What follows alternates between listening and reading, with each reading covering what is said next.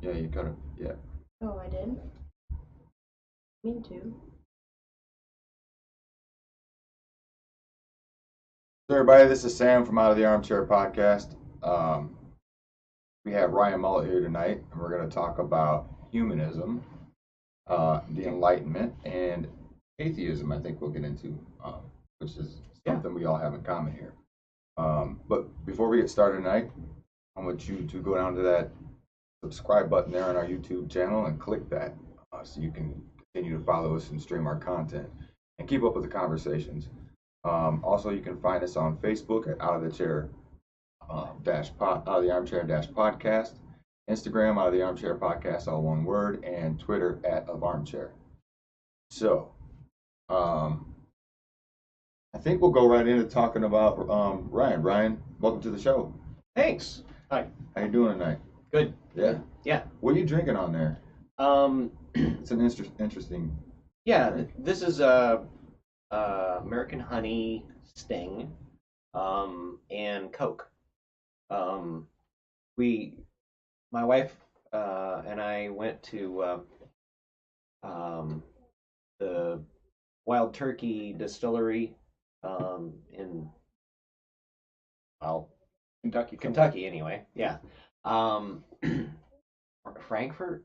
Anyway, I think that's right. Lexington, something like. So, sorry to all of your fans in Kentucky, but and picked up a bottle of that, and because like they gave it taste at the end of the tour, and we Jenny really loved it, and we haven't been able to find it around here. And then a couple weeks ago in Rochester, I was at a liquor store with my brother-in-law, and he did not tap on the table here. So at a liquor store with my brother-in-law, and hell, they had a couple bottles, so I was like, yeah, pick up another bottle. So what's this thing in it though? That's what I thought was interesting because Yeah. it's honey. Well, And then- it's okay. But the honey bourbon, right? Now, it is a so bourbon is a whiskey that's a certain combination of corn, barley, and rye, I think. And then they're not sure if they have to have certain percentage or to be called bourbon, and then it has to be aged in bourbon barrels. Okay, so this American Honey Sting is a bourbon liqueur, not bourbon. You know, because it And what was the sting part again? and the sting. Oh yeah, the sting is like a ghost pepper, I think. I think so, yeah. It's not just a sweet whiskey, but it's got that bite, so it's pretty good stuff. Yeah. That's awesome because I love peppers. And don't let me forget, I'll send you home with some of our garden grown peppers. I got dry ones. Yes. Yeah. All Make right. sure you get some. Awesome. We make pepper jelly, habanero pepper jelly. Nice. Yeah. That sounds really good. It's good on pork and chicken. So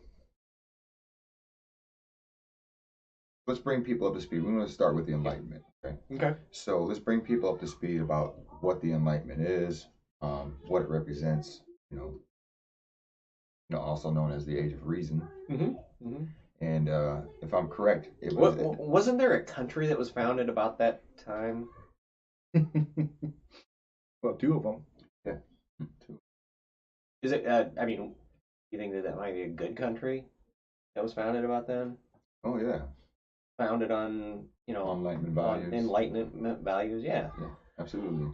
I mean, that's the thing that's kind of interesting about people that say that America was for the listeners that aren't quite up to speed, that country that I was talking about was America. Yeah. America. Which France actually paved that path forth first. You fucking socialist bastard. Yes, I believe that you're right. France really kind of helped the United States. Although the French Revolution made mistakes that the American Revolution was meant to avoid, and I think successfully did. Mm-hmm. There were not guillotines after the Revolution here in America. That's a good thing. Well, here we are again. Look at what's going on in France now. Mm-hmm. It's exactly what a lot of people are talking about doing here. The French always try to start revolutions, and they always figure out how to screw them. You know what? I know that I haven't been drinking that long, but there's a place in France where the naked ladies dance. And this is going to be an interesting conversation. Where the people see it all. I'm pretty sure I've heard that before. Probably. No. We could make French jokes for the rest of the night, but go back to what you were saying about America. Sorry, okay, yes. Get you off the track. Yes, thank you. So, but yeah, the United States was founded in the time of the Enlightenment, which was called the long 18th century, correct? Yeah, I've heard it referred to that way. Yeah, which actually rarely, the Enlightenment started in like sometime they're thinking like the 1600s. Yeah, right? 1680s probably. Yeah, something like that. Now, I'm not a historian here, so I'm not going to be real. I'm actually not an expert on anything, so nothing that I say, guys, is. And Ryan is lying, everybody. Ryan's one of my closest friends, by the way, and he's lying. I don't know a person smarter than him. I really don't. That is totally not true. You've proven me wrong more than anyone I've ever met. So the Enlightenment helped pave the way for America, for democracy, and so on and so on. And a lot of people don't even realize that. It's like when you talk about the Enlightenment, a lot of people don't even know what it is. So I think it's kind of important that we define it, because some people, when you say Enlightenment, they automatically think of Buddha, right? And come into a higher mindset and enlightenment that way. But that's, it's kind of synonymous with it, but it's more of a new way of thinking about the world. So, Excuse me. So correct? for a sec, we should really say what preceded the Enlightenment. Theocratic society. Yeah, like the Dark Ages. Exactly. Yeah, the Dark Ages were, which were based on myths and scripture, and the Enlightenment was how do we know what we know? Basically. Yeah. A time other of than divine scientific revelation, discovery, and and the development of the scientific method as an idea. Well, I think that does the scientific method go back to Socrates, though? You could say it goes back to Aristotle, but not really. Okay. I mean, there's a line from Aristotle to I could say Galileo it goes back to God, to too, so. Descartes and Spinoza, these guys. But yeah, I'd say it didn't reach maturity in any form, at least. So Enlightenment. So the Enlightenment, what the Enlightenment was about was thinking about the world differently and human progress in the world, and using reason to negotiate our path in the world. Correct. I mean, that's kind of reason instead of faith, right? Or revelation Reason instead of faith. So, and that produced. It produced a lot, and I think it produced a lot more than people even realize. So, so defining the Enlightenment. So, how can we just pack that up real quick? Are you asking me? I'm asking either one of you. I mean, how would you define the Enlightenment? Define the Enlightenment. And some of the progress that it's made for us. Well, I mean, the Enlightenment is now I'm really gonna look stupid. Thanks a lot, guys. But the Enlightenment is just and that's fine. Yeah, the Enlightenment was a time when we were coming out of the Dark Ages, and totally just said exactly what we've already said. But well, you didn't get to finish that thought before, so that's why I kind of brought it back to that. Okay, thank you.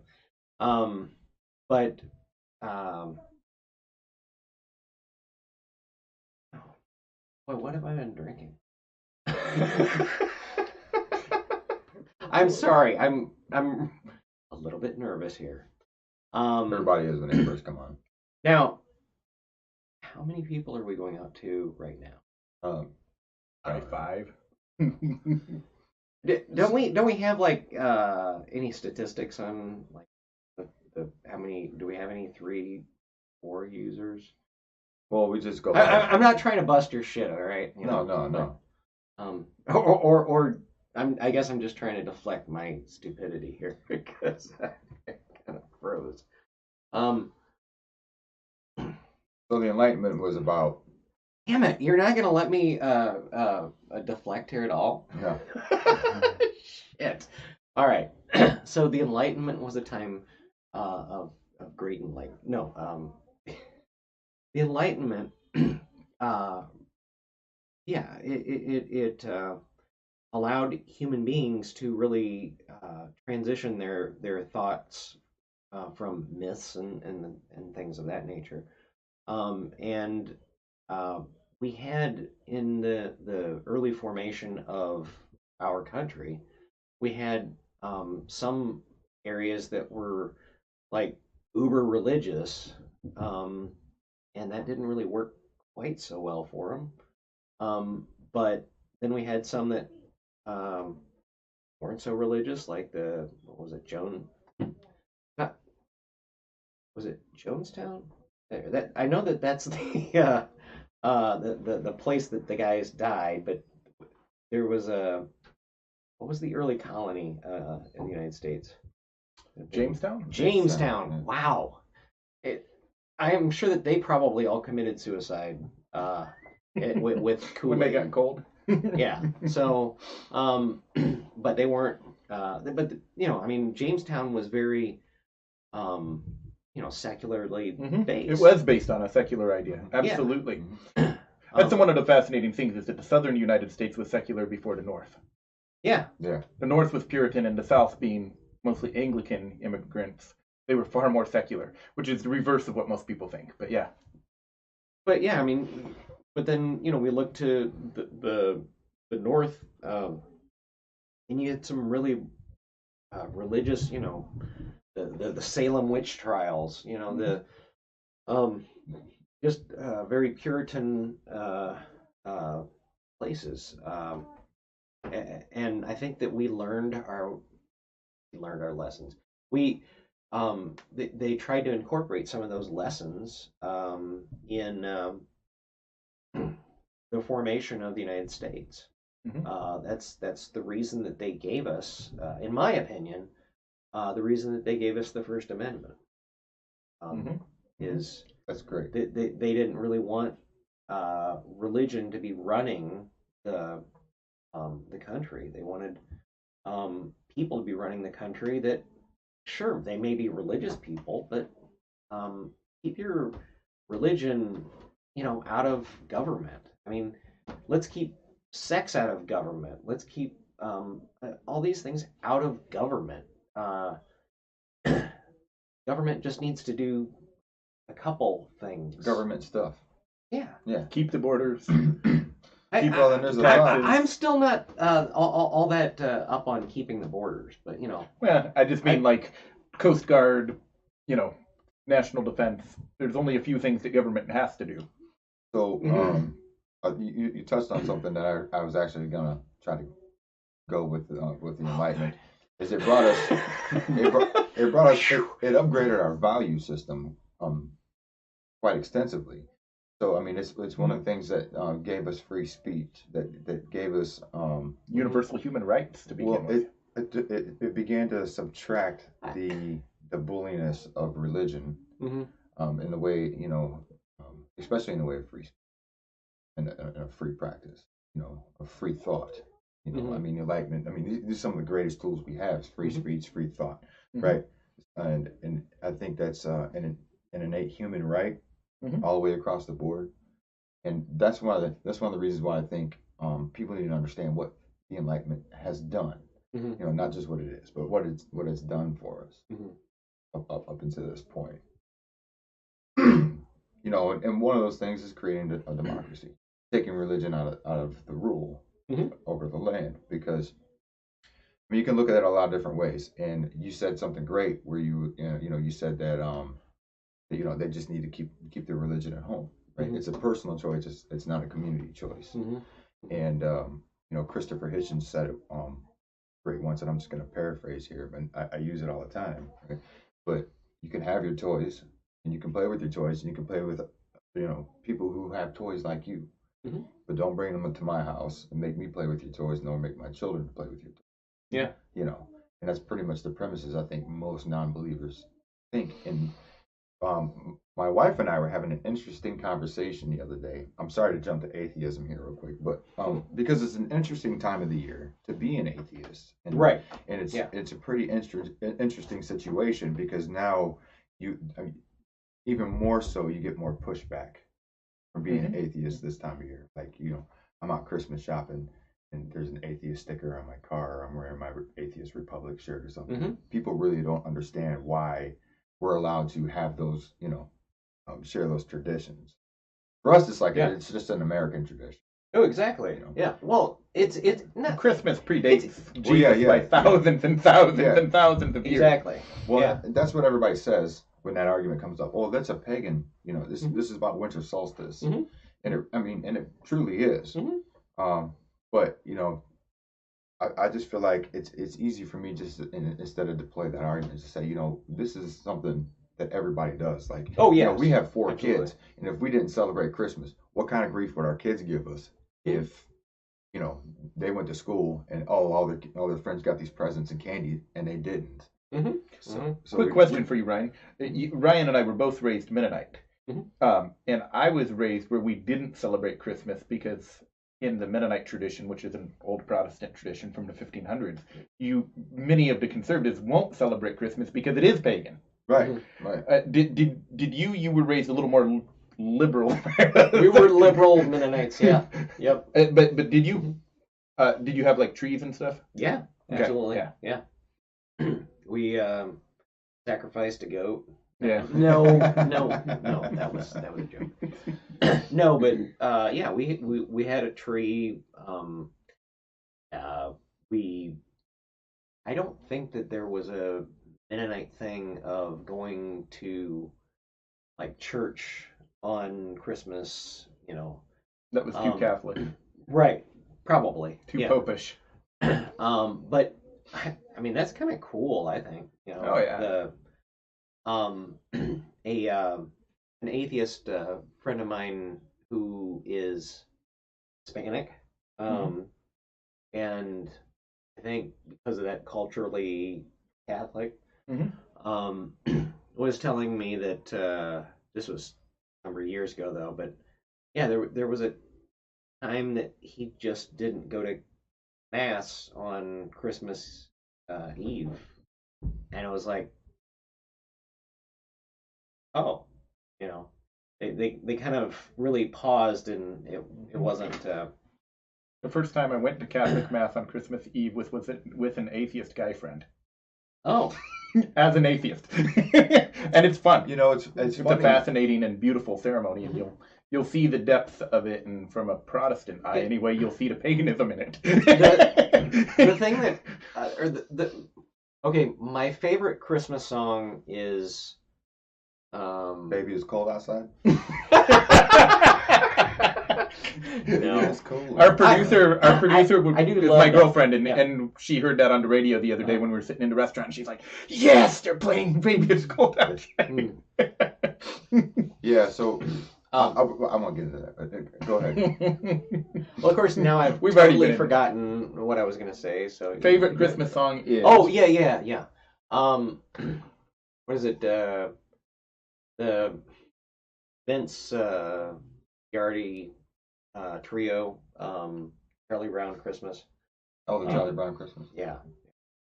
But one of my fast becoming favorite Christmas songs is my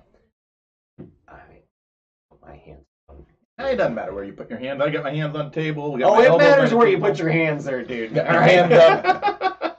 Anyway,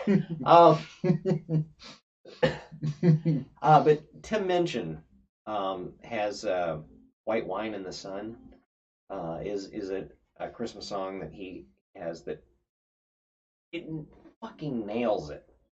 Oh, okay, wait. By the way, can I say fucking on this podcast? Yeah. All right, we say whatever we want. All right, good. So We're willing to adjust the show according to the guest. Yeah. I mean, since you guys aren't out on iTunes yet, but then having cursing in there makes an explicit label and stuff like that. Yeah. YouTube doesn't give a shit. Yeah. Although thank you, YouTube. Yeah, thanks to YouTube. Thanks to our corporate overlords. Okay, so Tim in White Wine in the Sun, he has a line in there that I like talks about the hymns that are sung for Christmas and whatnot. That they have nice chords, but the lyrics are spooky. That's and that's the thing, is that Christmas songs, okay, sometimes they're fucking awful, right? I mean, maybe it's because you hear them 1 month a year, or maybe it's because when I was in band, you always had to play them, and oh god, I hated Christmas. Have you ever songs. heard of Eazy-E's Christmas album? No. However, I'm going to look it up. Yeah. Okay. I suggest it. It's awesome. All right. Easy. Christmas music is fun to play. Yeah. I love playing Christmas music. It's now, can we play that on YouTube? But no. Oh, god damn it. We don't own the property of that. Yeah, but I thought more that than 30 seconds can get us in trouble. So we can do 30 seconds. Of the. Well, we could. Our producer's saying no. All right. So the Enlightenment brought us an opportunity to separate from these archaic ideas. You did a good job of that translation. Oh, thank you. Nice. I'm sorry. Keep going. You think I'd have done this before? Yeah. Well, I've been doing this a couple months. So, so the Enlightenment gave us an opportunity to separate from these archaic ideas of, there being some supernatural force in the world that's looking out for us, or has our best interests in mind, and allowed us to look at the world in a different way, right? But it also created humanism, which I think should be a core value for anybody. I mean, especially at this time of the year. So when people ask me a lot of times what I'm celebrating, humanism is one of the things I automatically say as an atheist. I'm celebrating humanism. Isn't that the peace on earth, goodwill towards men? I mean, yeah. I don't see there's nothing in that about any supernatural deities. It's just peace on earth, goodwill towards men. And I definitely, and Calvin, I'm kind of wondering if you kind of heard that peace on earth, goodwill towards men. What was that a theme of Christmas in your? Oh yeah, oh absolutely. And that's the thing that I try to remember about theists, is that there's the elements of their religion that we share, I think, are elements of that other religions share. That there's that's what humanism is. It is this. Keep talking. You're speaking my language. Yeah. Humanism is this meme that religions share, and they're sure, there's other things that especially if we're talking about in the Christian religions or the pseudo-Christian religions, depending on who you're talking about. By pseudo-Christian, I'm kind of referring to like Mormon, because I know some people, I guess even Catholic, because that's the thing that really I find interesting. Catholic is more Christian than you are. Huh? Yeah. Catholic is more Christian than you are. Well, yes. There's three root groups of Christians. It's Catholics, Coptics, and Orthodox. And you and I were neither. Yeah. Or neither of them. But I'm saying that we were heretics. Right. And very proud of it. The way we were raised. But I mean, for a second. Yeah. She's looking something up so we can talk about it here. Go ahead, keep going. Yeah. Sorry. What was I? Humanism is a theme, or meme is what I think the word that I actually used. That any religion share. Mm-hmm. What does it include in your mind? What are the things that these religions share that you think? Oh, okay. Peace on earth, goodwill towards men. Well, I mean that's one of them. That's one of them in like in the Christmas realm. But I mean, it's as far as humanism goes, the just treating other people. Okay, the golden rule, right? In religion, treating people how you would like to be treated, or even wanting the same for other people as you want for yourself. Yeah. Yeah. So, I think that's a humanist value, and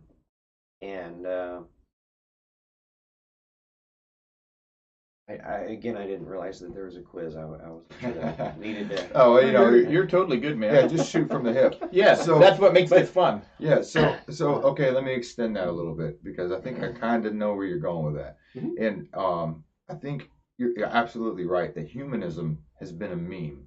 So if you talk about that in evolutionary terms, right?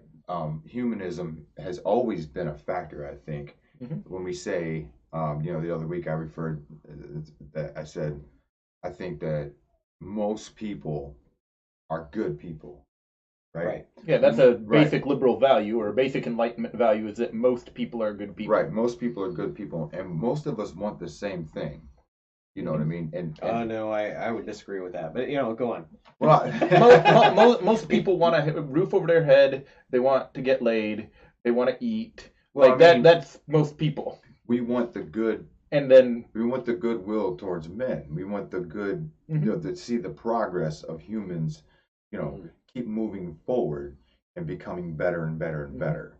These are some of the things I think we all share, and I think that's been a theme, a meme, since possibly the beginning of time. How else would we get here if there was never that thought of, okay, how can we make this better for each other? There's not necessarily the beginning of time, but the beginning of tribalism, the beginning of humans in general. Well, that's what I meant. I'm sorry. Yeah, time for humans. Before we were here, I said evolutionary terms and stopped at human. How self-centered is that? Yes, it's so specially self-centered. Like, were you racist and not considering Neanderthal? What? All right, goddammit. It is Neanderthal, so fuck you and fuck. You're right. Yeah. Neanderthal, yep, you're right. Absolutely right. And bipedal hominids. So anyways. But I think that's something, and that's a conversation that gets brought up a lot, especially with atheism and humanism, is that where religion claims that people get their morals from religion, and I don't think that was. Now, since we went and seen that talk with Brett Weinstein and Richard Dawkins, which you've heard me refer to this multiple times. Yeah, to this event multiple times. Ryan, that's actually when me and Ryan met for the very first time.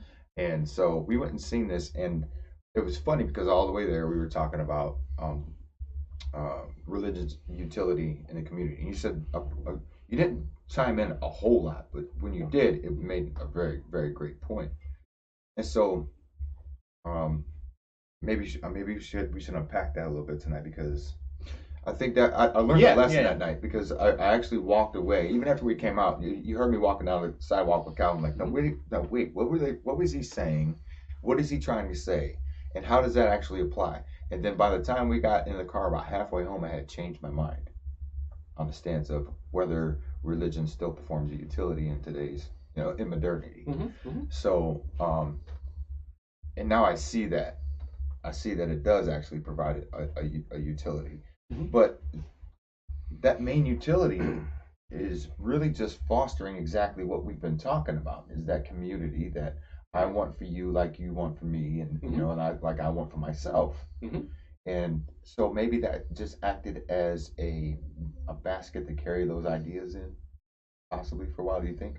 Like religion was that basket that said, okay, because most religious people are cherry pickers. Mm-hmm. Okay, so they pick And always have been. yeah, and Yes. pick out the good things, right, Yeah. and build on those, Mhm. which is a lot of what we talk about doing. Right. A lot of times, is Right. you have this set of ideas in this book, and then you pick the good ones out and discard the bad ones. So I'm at a crossroads there about. Wow. So wait a minute. You're just saying that I just went But off on a tangent there, humanism- didn't I? is actually just cherry picking the good things of religions. Religion. Yeah. Some of it, yeah. And what he's saying is the development of that meme before humanism became formalized. Yeah. Post the Enlightenment. Right, religion carried it Was- to that point. That. That And was I its think vehicle. that's almost certainly true. Yeah, that was my assumption is that that was the vehicle Mm. that For the brought that to development of Enlightenment. that. But then we realized, well, maybe we don't need all this dogmatic stuff, Right. and maybe we need this utility of free thought and being able to explore the worlds with our own minds without the restrictions of dogma or the punishments of an eternal God. You know what I mean? Hey, I need you. Hey, Miss Producer, will you mute the desktop? You can hit D and it'll mute it. There we go. Oh, I thought we were doing a subscribe. Click down here. No. We only do that twice in the episode. So it carried us, but so now I see this, and it was really cool for me to be able to share that moment with, especially Calvin, because we had been talking about this for so long. We met on the Skeptics page and kind of built our relationship around atheism and philosophy, really, and that's how this kind of came to fruition. So it was an interesting. Would you night. realize that Ryan was the computer friend that got me on the Skeptics page where you and I met? Are we allowed to talk about that page? It's just a Facebook group.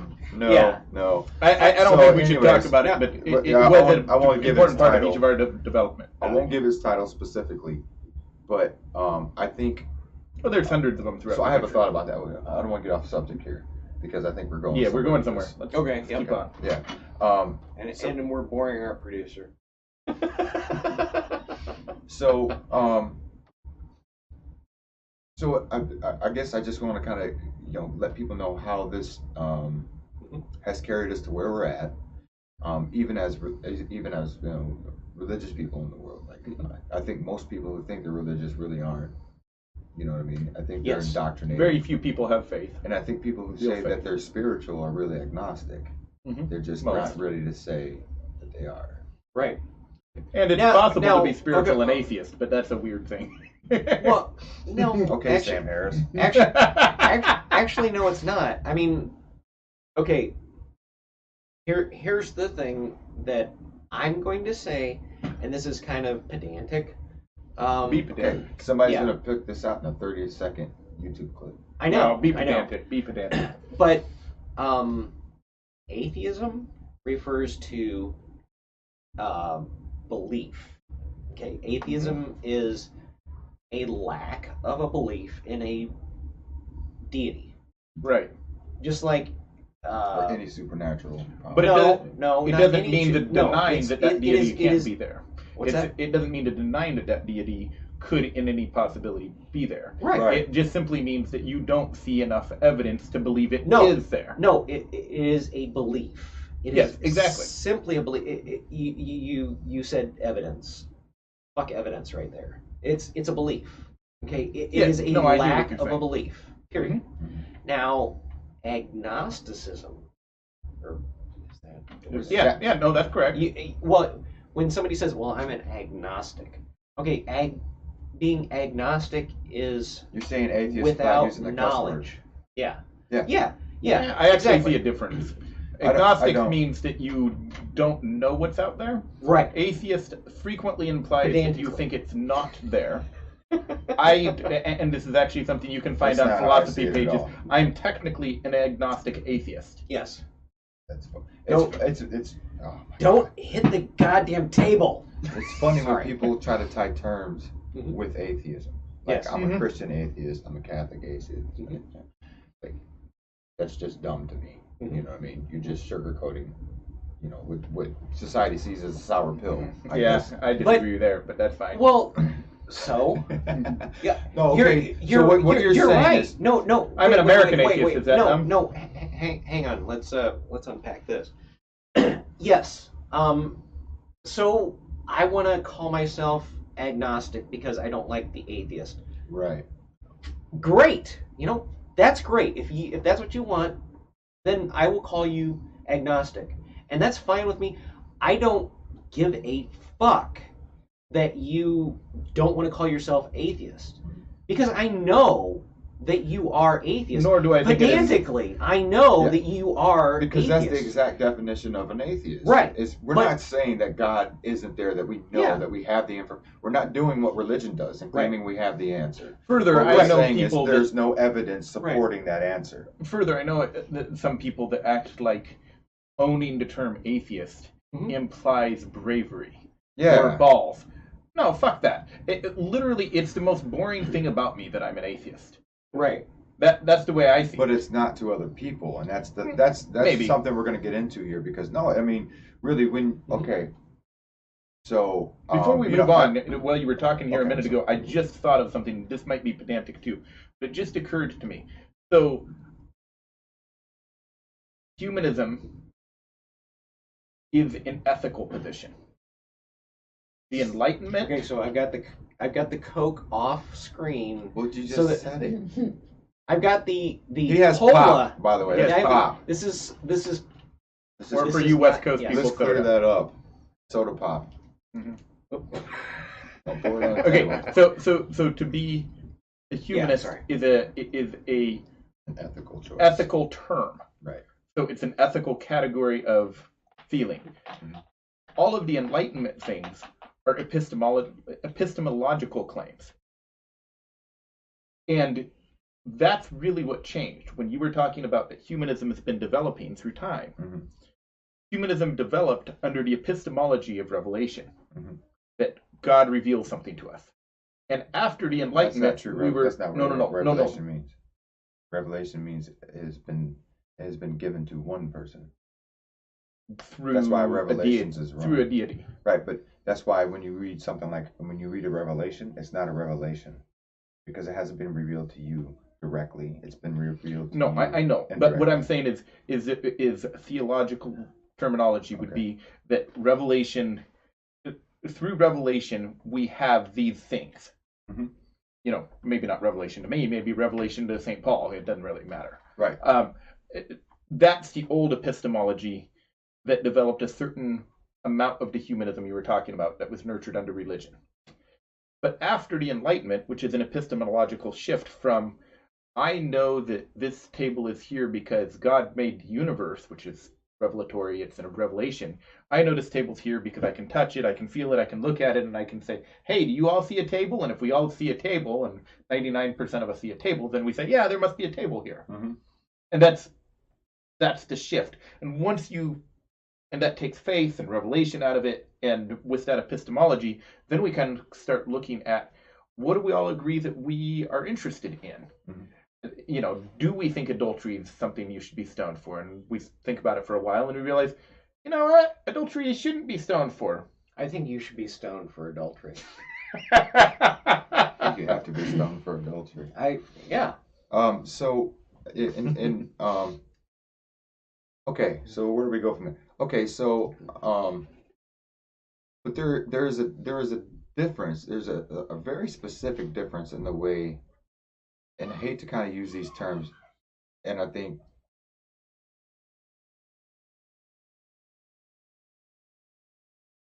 maybe what was it? What was that?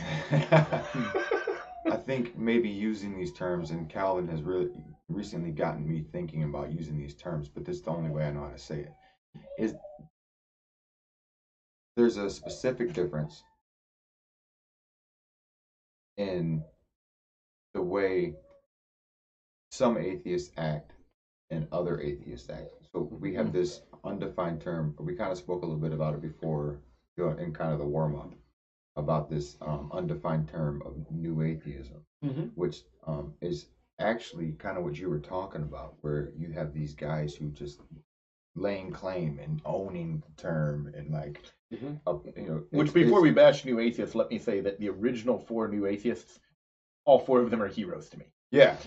So just before we, because I disagree with Horsemen? much. Yes. Yeah, absolutely. So we're talking Hitchens, Dawkins, Harris, and Dennett. Yeah, Daniel Dennett, Christopher Hitchens, which is Rest in peace. one of my greatest. We got a book right here, Oh, which I have almost man. everything. Did you introduce me to Hitch, Ryan? Almost Yeah, I did. everything that Almost Christopher certainly I did. gave you a hitch slap. Yeah. He would have hated that term. Yeah, I know. So we have a book behind us right now, Christopher Hitchens on The guy became a Thomas Yankee Jefferson. late in life. He would have understood. He hated the fact that he was revered. I mean, Which is why we revere him. yes. That's exactly why we revere him. But anyway, rest in peace. Because he Hitch. was a great orator. I think But he one of was the he was greatest- humble one of the and greatest debaters anyway. and speakers I've ever witnessed. Oh, take the stage. clearly. Yeah. So anyway, so the 4 horsemen, for those of you that don't know, and I'll try to post a link in the description, but there's 4 guys. We have Daniel Dennett. Yep, Daniel Dennett. Does that make them Minotaur? So anyways, you have Daniel Dennett, which is a philosopher, Sam Harris, which is a neuroscientist And philosopher. Christopher Hitchens, Journalist, philosopher, rock polymath. yeah. And We could go on and on there. And then Richard Dawkins, Evolutionary yeah, biologist. a world-renowned evolutionary biologist. And the creator of the term meme and the whole idea of memes. Yep, 1974? Or was it 6? I want to say 74 or 6, 76. but I think it was 76 that he created the term meme. So every time you share a meme on Facebook, you can thank Richard Dawkins, the staunch atheist. And he did not mean it the way we're using it on the internet. He meant it as a much more interesting idea, but rant over. We'll cover that a different day. But I think the internet meme kind of did descend from so that. that's who the 4 horsemen were. And they were at the beginning of New Atheism, and it really gave non-believers a chance.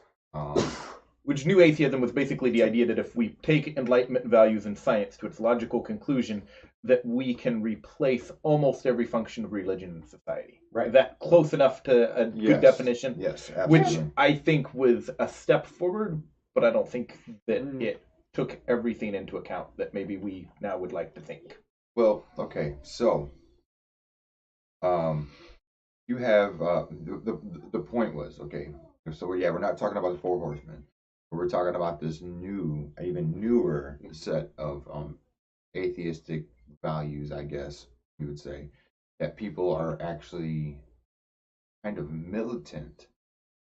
I would almost call it religious atheism. I Yeah, know those atheists will hate me for saying it, but it also often goes with a kind of militant type of politics, and it produces in people the opposite of humanism. Well, and I also think that in other people other than the people that are the atheists. No, it produces in those atheists the opposite of atheism.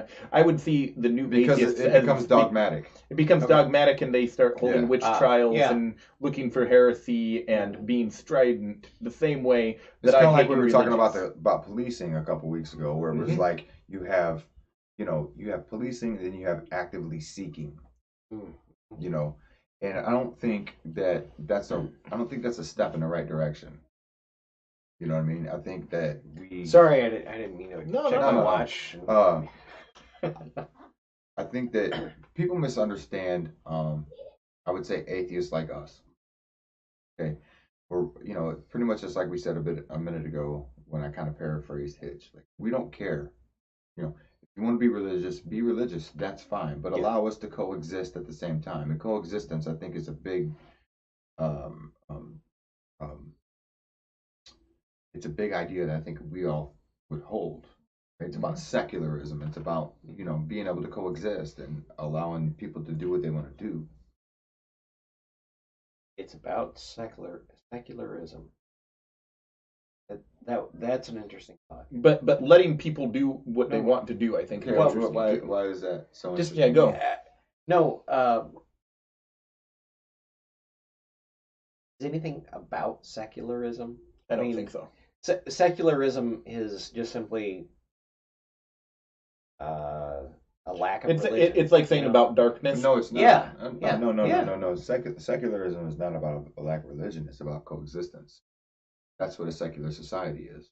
A secular No, society is a no. society that has no religious value. It's the Yes. lack of something. Yes, it is simply No, the it's lack. Okay, Well, okay, wait. it's a lack of Yep. religion in the government, Mhm. right? Mhm. But it allows people to And if it's practice society, how they then want to in- practice in their No. own personal time. Right. Because it is the lack of anything, it is nothing. Okay, it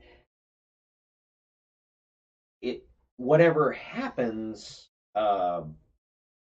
outside of Like that. not all secular societies will look alike. It's I think part of Yeah, the test okay. of what you're saying I could agree with is that. that it's I like thought you were going somewhere else with it. Yeah. no, and I know where he's Mhm. going with this. I think Mhm. is that there's this idea that secularism is something to fight for, Mhm. and I see secularism as this amorphous thing that gets Mhm. filled with something, not a destination. Now, I'm pretty sure that there's somebody that gets 10 cents, maybe not 10 cents, when somebody makes this quote, but, so I'm going to pay that person right now. But hurting atheists is like hurting cats, right? It's so true. So, which, yes, it is so true because atheists are individuals. Now, all kinds of fucking other things are individuals too. The thing that Penn Jillette is a huge hero of mine. I have a story I'd like to tell about Calvin. Yeah, you can tell that story. One time if we Yeah, you can if tell time that allows. story. Yeah, But I'll hate you So, for saying it, but you can tell that yeah, story. It's yeah. pretty funny. so but Penn Jillette is a huge hero of mine, and I was listening to his podcast, which is no longer on YouTube. Now it's on Twitch. So not Penn Sunday School? Not Is that the right one? Penn Sunday School. Not trying to give any kind of whatever to Twitch or YouTube or whatever. Plug. Yeah, but anyway, so Penn Sunday School. He was talking about, or he was talking to a very interesting person, which may transition to libertarianism if we go there.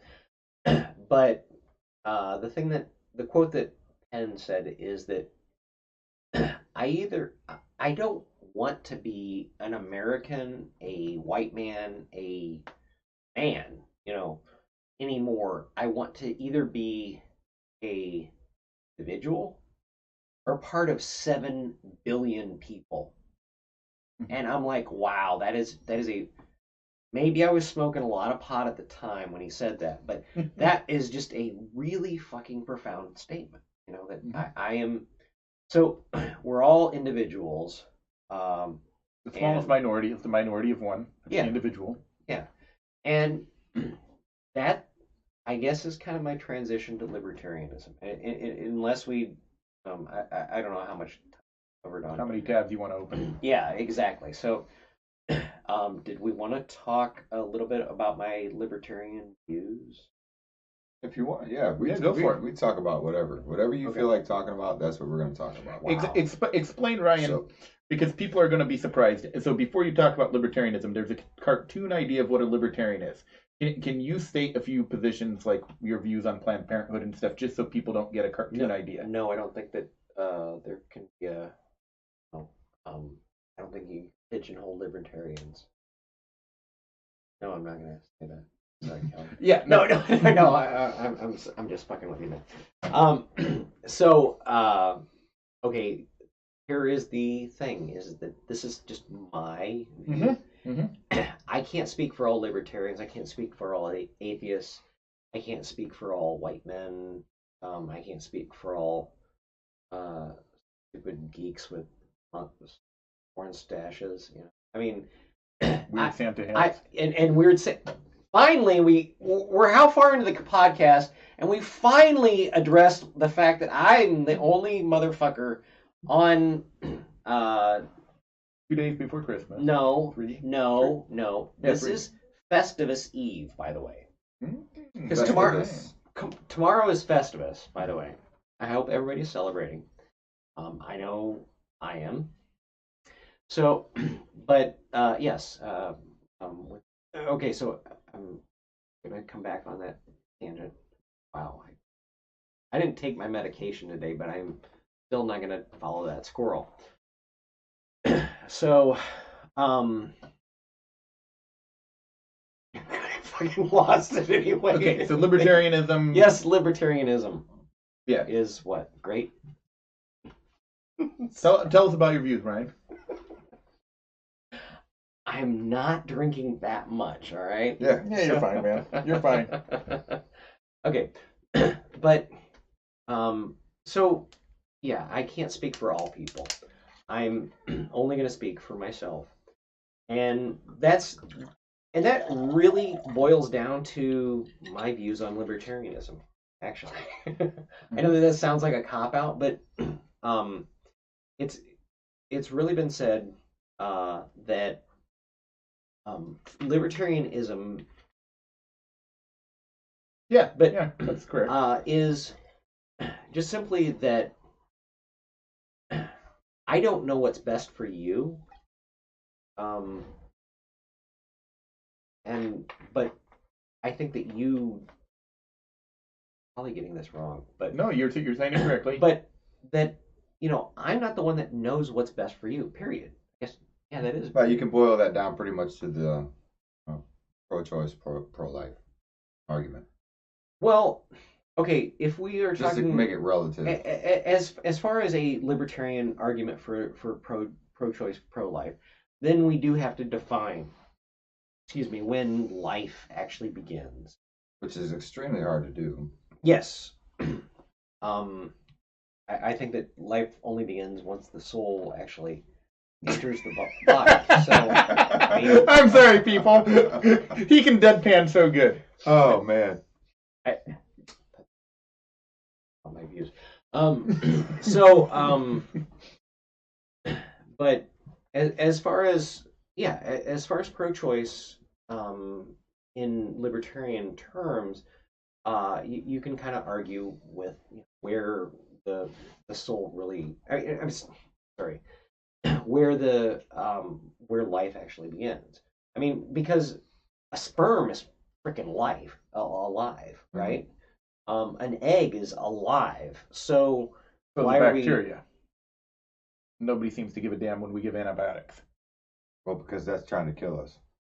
You probiotic motherfucker. Probiotic. That's a new one. Wow. I'm going to use that. So, what I mean. Since Ryan's not being clear, he does a lot of activism for Planned Parenthood and stuff. Yes. So just in case anybody's getting the wrong idea, this is what I find fascinating. Is there's a certain idea that goes along with what libertarians are, and Ryan would be to the left of pretty much most people that I know, and still libertarian, which is something that people think can't happen. Well, I don't know about that. Obviously, it can. Hey, Calvin, you are doing a really good job of trying to save my ass on this show, by the way. You're good. Yeah. Yeah, you're doing fine. So okay, I'm gonna grab the wheel here a minute. Jesus. My name's not Jesus. Oh. So, anyways, so we have this situation with the atheists. Northern Indiana atheists. I don't know if we can do that, but there's signs being put up at the courthouse. I think this is kind of what we were talking about before about dogmatic practices and actively seeking. And okay, so because I'm on the fence here. That was neat. Yeah. I'm on the fence here because I do think that inclusion is a huge issue. I think it's something that we should all seek. It's kind of like what we were talking about with humanism, right? We should come to a point where we can accept what other people are doing and be able to live our own lives, right? So and that we can get into the whole discussion about ambiguity, subjectivity, objectivity. But we don't have that much time. right? Yeah, that's a big thought to unpack. But I mean, but there is this. We are individuals. We all also belong to a community. Right. Right. Mm-hmm. So things, our lives are both objective. Mm-hmm. So that's something important to remember is that you are a part of a community, and community obviously holds a lot of different religious views, whereas maybe you don't, Mm-hmm. But I think on the opposite end of that conversation, that doesn't happen a lot. So, so when I went on my tangent because I was attacked about posting evolutionary shit, biology stuff, stuff Mhm. about scientific, and then I was suddenly being attacked by, Theists. yeah, theists, believers, and pretty, some of them openly said, "Oh, you're going to hell for, thinking that way." Yeah, so They were sharing Jesus' love with you enough. yeah. Wow, that was nice. Mhm. Yeah, it was. I actually Didn't you had have one person tell you that That- you should be killed? I had Now- yes, but that was actually a somebody from the Islamic State Hmm. that referred to apostasy, murder death for apostasy. So at that moment, that set me off Thank goodness And- that Christians don't normally use that anymore. By the way, anymore.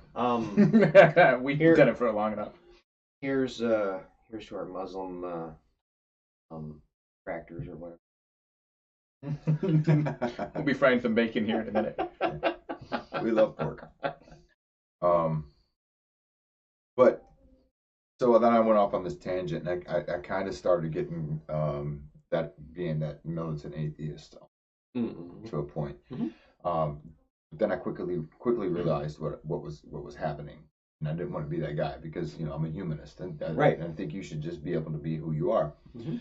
But when I'm when I'm attacked, it kind of feels like, okay, well, I need to push back and let you guys know exactly where I stand. Yes. So, but we encounter that so much. It's like, okay, I can see a cross on somebody's car. I can know that they're religious, and I'm fine with that. Yeah. But it's like once somebody finds out that you're an atheist or non-believer, agnostic, Mhm. then suddenly they feel the pressure to, try to take your kids to church or give them Bibles for Christmas gifts or birthday gifts, or it's almost like they push back on that more than we even try to push on them. Mhm. So I think there's a certain reaction that is deserved to a point. Wait, what? What you're saying is that new atheists have a point because we're used to getting attacked Yeah. Oh, if we're yeah, we get openly atheist. And Yeah. that's absolutely true. And some of us are just, and when we get attacked, we're like, whoa. Yeah, Right, we you know, tend to wait, punch wait, back. Wait a minute. So And then- we're not talking shit about that, people doing that, because I think we've all been in a position at some point in our life where somebody is Now wait. So attacking us for our atheism, and we counterattack, if you will. in your show already, you have gotten some. No. Muslim- This was before. Yeah, I went Oh. on a tangent on Facebook. I know we weren't friends Oh, on okay, Facebook back okay. then, but I kind of went on a tangent for a while, and it was a little hitch on everybody. Oh, okay. You know what I mean? Mhm. But I never once went on somebody else's post and started with them. Okay. It was Okay. always his own page. Yeah, it was always my own page, and they would come and find that status Mm. and then try to argue with me about things. So you just had it publicly available, and I mean these weren't friends of yours even. Well, no, yeah, I mean, Or my friends of I'm friends. not scared of people. I'm not Okay. scared of their ideas, so I don't hide shit. Okay. You know what I mean? Okay. Yeah. Yeah, you're absolutely. Even if we're not friends, you can go and see what I'm posting Okay. because I believe in free speech to the fullest. So if you say something, you're stuck with it. Stupid mother. We had a whole conversation about internet neutrality and stuff on one of the episodes, but Sorry. it was interesting to me that I would be in my own space Mhm. and I would post some ideas, and then people who disagreed with those ideas, instead of participating in some sort of civil discourse where we can exchange Or moving ideas. on, like you do when you see a cross on a car. Yeah, you just keep scrolling, you know. You know, Keep how many scrolling, likes? How many likes can we get for Jesus saving this cancer kid? You know, you just keep scrolling, man. Yeah. It doesn't bother me. It doesn't offend me, and I don't understand where the offense comes from. Is it because we're saying, oh, you're wrong? Well, so is every other religion in the world besides yours, in some capacity, is saying you're wrong, and you don't see them openly attacking each other, especially if they believe in the same God rather than like Muhammad, right?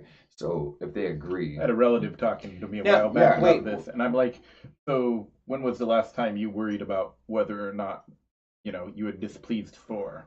And they just started laughing, and I'm like, that's kind of my point. But you're saying that when did they oh, really gonna make myself look stupid again. We talked. Being attacked by Oh, religious yes, people, yes. because you're So an atheist. okay, yeah, I was actually gonna tell you, hey, stop. I was almost gonna interrupt, but I tried not to. So when you felt that rage or whatever you want to call it, from the fact that there was a Muslim person that was like, oh, you're dying, Fidel. When you felt that type of a rage towards them, that's the same thing that somebody that worships, some I wouldn't. God. Okay, but I wouldn't say I felt a rage towards them. I would say I kind of felt sorry. But you felt something, right? I'm not. I guess I said rage, but I'm saying there's this like. I think you were going somewhere interesting. Yeah, keep going. There's just this feeling that we get when we're challenged, okay? And it doesn't matter if you believe in some 2,000-year-old Flying spaghetti monster. or is it sort of zombie or ghoul. I can't never remember which one it actually is. It's not. I guess it's not zombie because they when they came back they didn't like flesh or something. It doesn't matter. Okay. It and that's the thing is it doesn't matter. That's just But on their argument, it does matter. Right?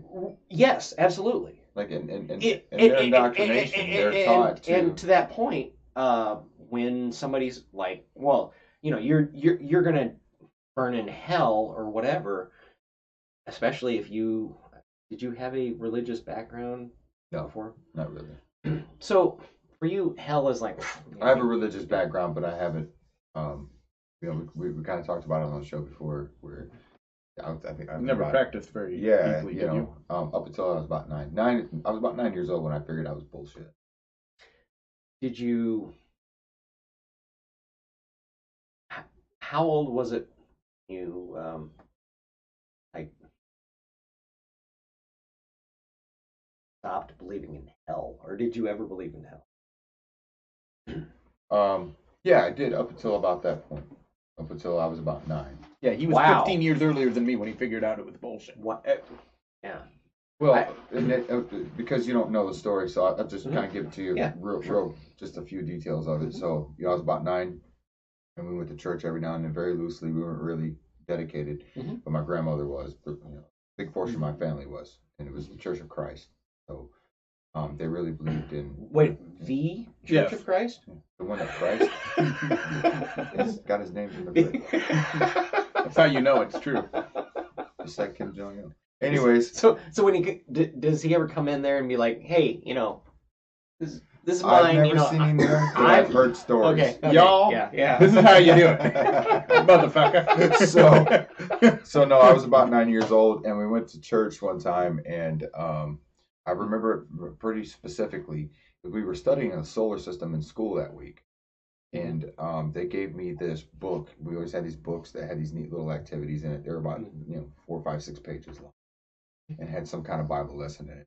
And you did the mazes, you did the crossword, you colored the pictures, whatever it was. But on the cover is what got me is that they depicted Jesus on a cloud, and behind him was this bright white light, which I automatically thought was his son. You know what I mean? And then I got to thinking about in this particular Bible class, which I hardly ever went to, and I was in there with 2 of my cousins, and who went all the time, and I remember thinking, well, we just learned about cumulus clouds, we learned about the atmosphere, we learned about the moon, we learned about Saturn, Jupiter, and it was just like every good boy does. But how does that every? I don't remember. Very Anyways, energetic mother just served us 9 pickles. yeah, there's What? there's tons of them for the pickles, My mom or had pizzas. So anyways, right? yeah, I just learned about that at school, so I knew that Jesus doesn't exist on the clouds like I'd previously thought. Like when you die, you go up into the clouds, and there's the gates, and you get to meet God or whatever. So I instantly knew that wasn't true, and that set me off on a whole thought for probably a month or so. I just thought, bullshit. This is bullshit, and it grew from there. Now, I did attend religious ceremonies up until a few years ago, and it was just like, but I always, I went on Easter, for my mom, basically. I'll still go to church for relatives from time to time. Yeah, I don't mind. I mean, yeah, it's cool. It's good to know that culture too, and there's I a do. lot of poetic and I do. there's What? a lot. I mind. Yeah, I don't mind at all. I actually. To me, it's like a boring class in college. I think that I just I don't don't learn think it anything. is though. I think the Bible's very poetic, and I think there's a lot of great artwork that Oh, me goes too. along with that. Me too. I mean, I love the mythology. Yeah. I mean, and you get to visit it. Yeah, but I mean, we attended my niece's baptism, I think was what it was, last summer, and the guy was going off about how we live in the such dire times, and then he starts quoting from some fucking book that is like at least 2,000 years old or something along those lines, and it's like, wait a minute, you're taking this as a moral compass when if we looked at the morality in the Bible or in the biblical times and compared it with today, it's like, no wait, you don't know what the fuck you're talking about. Let's flip those. We've got so much better morals today than we did back then. And you're saying, well, back then was so great, and today it's, we're in dire times. That is just total bullshit. I agree. Yeah, I agree. And Steven Pinker, I love that. And the thing that really stresses me out is like the children's church or the children's. But the main reason you were mad is you didn't get to sail. Well, that yeah, yes. So, but true. Yeah. By the way, no, but your point there is absolutely brilliant. That everybody at church tends to say that now is dire times and the past wasn't. Everything's like, so extreme. Absolutely, we have the absolute evidence that the murder rates were higher then, the rape rates were higher, slavery was a bigger deal then, blah blah blah blah blah. Well, that's we live in the best times ever because of the Enlightenment. Yeah, well, and that's because we didn't know anything about the world. No. Okay. Now you're gonna have to take something back. You're gonna freak people out. Sorry, guys. I'm not really a Trump supporter. So, and that's because a lot of those things you were mentioning was because we didn't have any knowledge about the world. We didn't have a good way of looking at the world. So we didn't have the correct epistemology? That's an interesting question. Because that's what I'm contending, is that the Enlightenment was just an epistemological advance. Sure. Sure. But I mean, I don't know, because that Postmodernism is supposedly an term is epistemological almost advance, dangerous to too. use in that way. How I so? think because it has a religious connotation to it. Epistemology? Epistemology. Oh, it doesn't. Okay. Epistemology is the study of what we know and how we know it. Yeah, but In philosophy. it's normally applied to, Mhm. and then that's why- Okay, well, That's maybe what- you've heard that's it what in I'm that saying. context, but epistemology is one of the subfields of philosophy. Right. So, And the scientific method is an epistemological method. I need to go take an epistemological argument.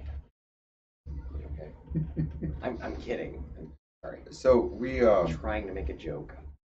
so we're looking at what we're, you know, I guess where we're at is how do we get people to understand that it's okay to have non-believers? Don't. We will someday. Okay. No, I'm sorry. We're probably I'm making a joke I there. like to think but, that we're in the prepubescent stage of enlightenment. You know, we're in the best fucking time ever. Yeah. Because we are alive right now. So here's an Period. interesting No, thought. no. Don't. Okay, go ahead. Go Take ahead. a drink. No, I mean, the people 50 years ago don't exist. You have your phone on? No, that was a pigeon. Okay. So, but the people, 50 years ago don't exist now. I mean, Right. I'm not saying that some people that were alive 50 years ago don't exist, but 50 years ago doesn't exist, except for in history. It just, I mean, I'm getting kind of philosophical. Keep going. And I'm fascinated. I think Moby was the one that talked about music being a medium that is just when it's being consumed. You know, if you get a CD or MP3, whatever, it doesn't actually exist as art until it's actually being played. Yeah, And it So- has the element of time built into it. right. Well, that's a totally different thing. But I mean, I'm saying that he's that we are in the present, and that's, I guess, an amazing thing.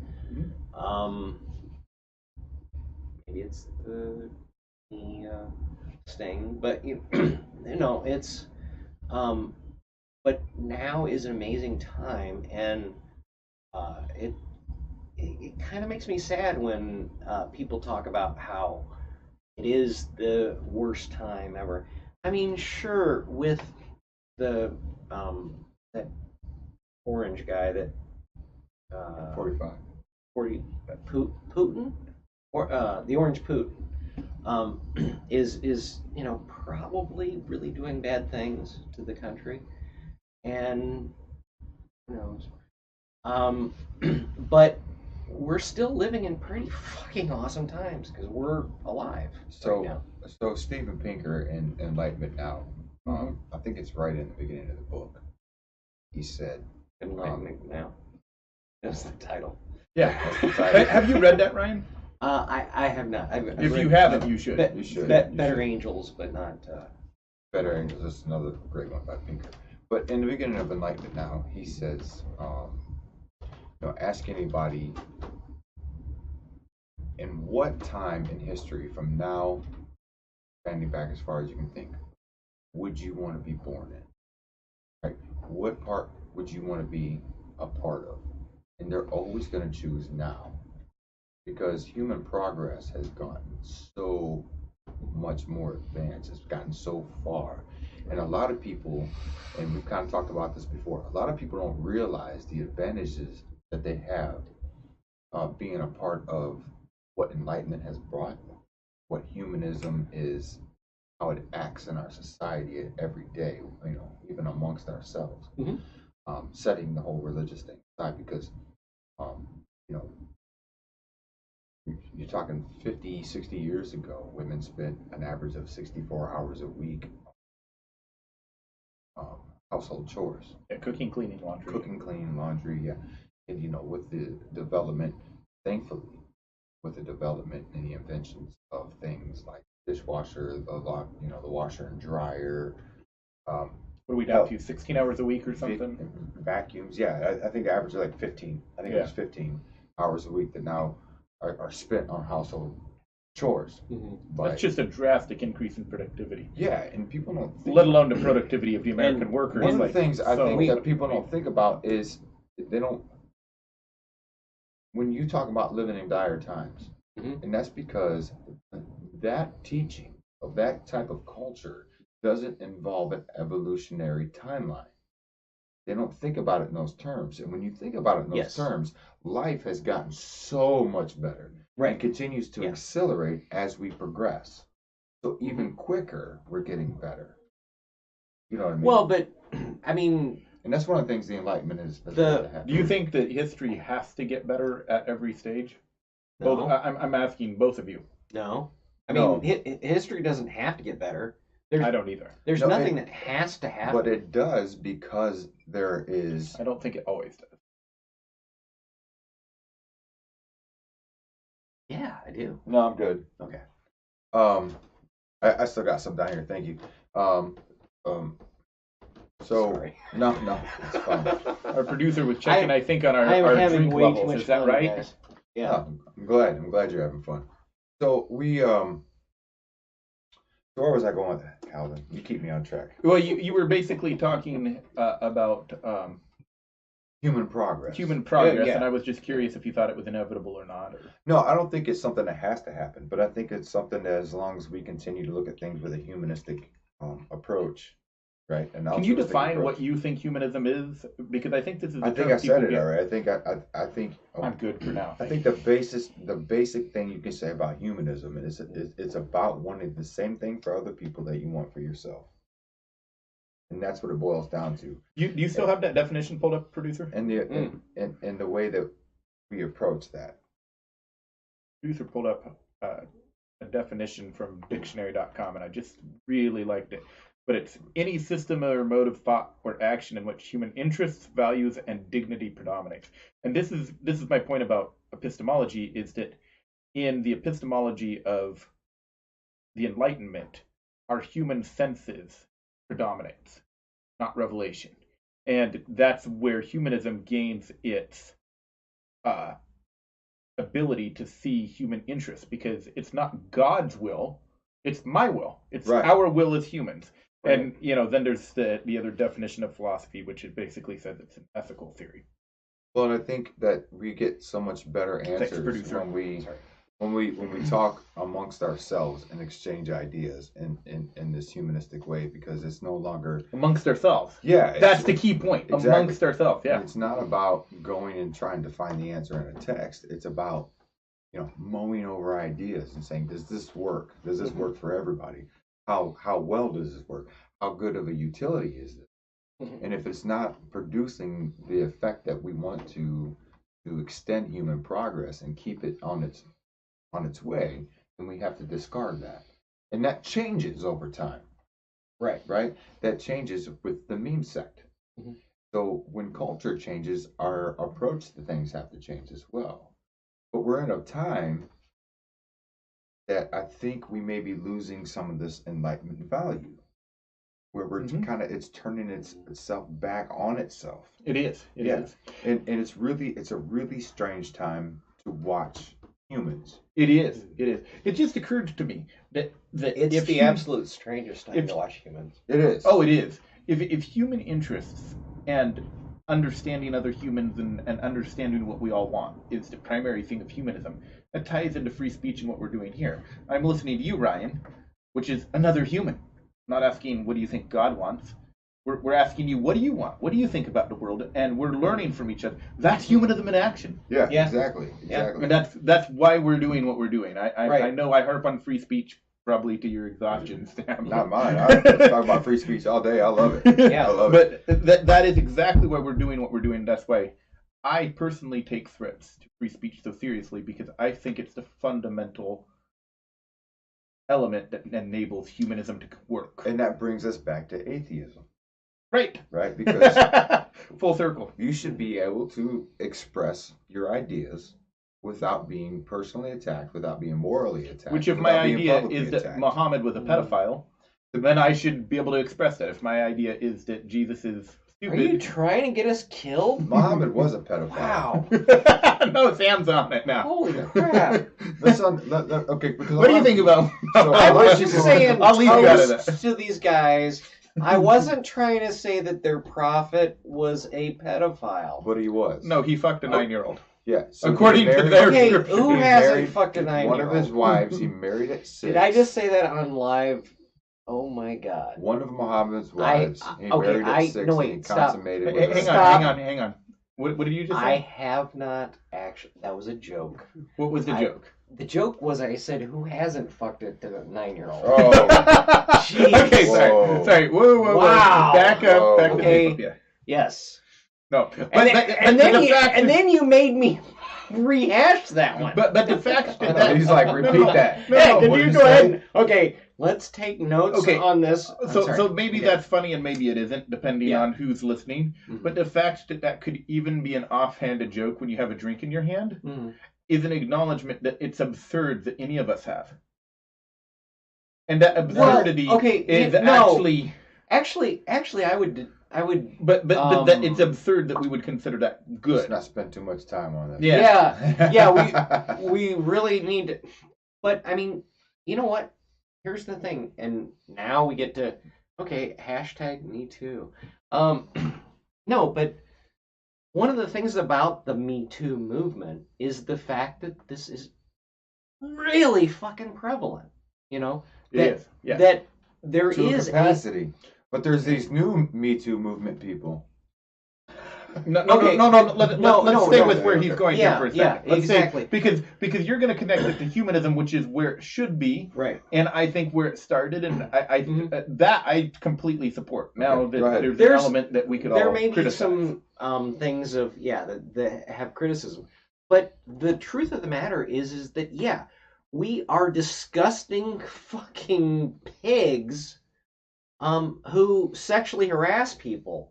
You know, and I'm not saying we as in men, which mostly it is men, and I'm not saying that white men, which I don't know what the statistics But what are are we like. actually But doing I'm in the saying Me Too that movement? we- We're that listening humans- to other human beings. Yes. That's humanism Thank in you. action. Yeah. So this is it does come full Yeah. circle, and the fact that you made that joke is whatever.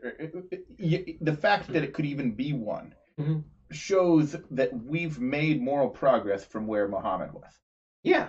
as a culture, as a But- species, and likely that was commonplace in his time, is what Islamic scholars tell us, which is why they Mhm. justify it, and they're probably right about that. Which Yeah. goes back to Steven Pinker's notion Yeah. that we're in better times, and Yes. this is good. So this is humanism, this is enlightenment. So as awkward as that transition was, I think it all does tie together in an interesting way. The reason that you're hitting this point so well is that I have explained it to you a couple times.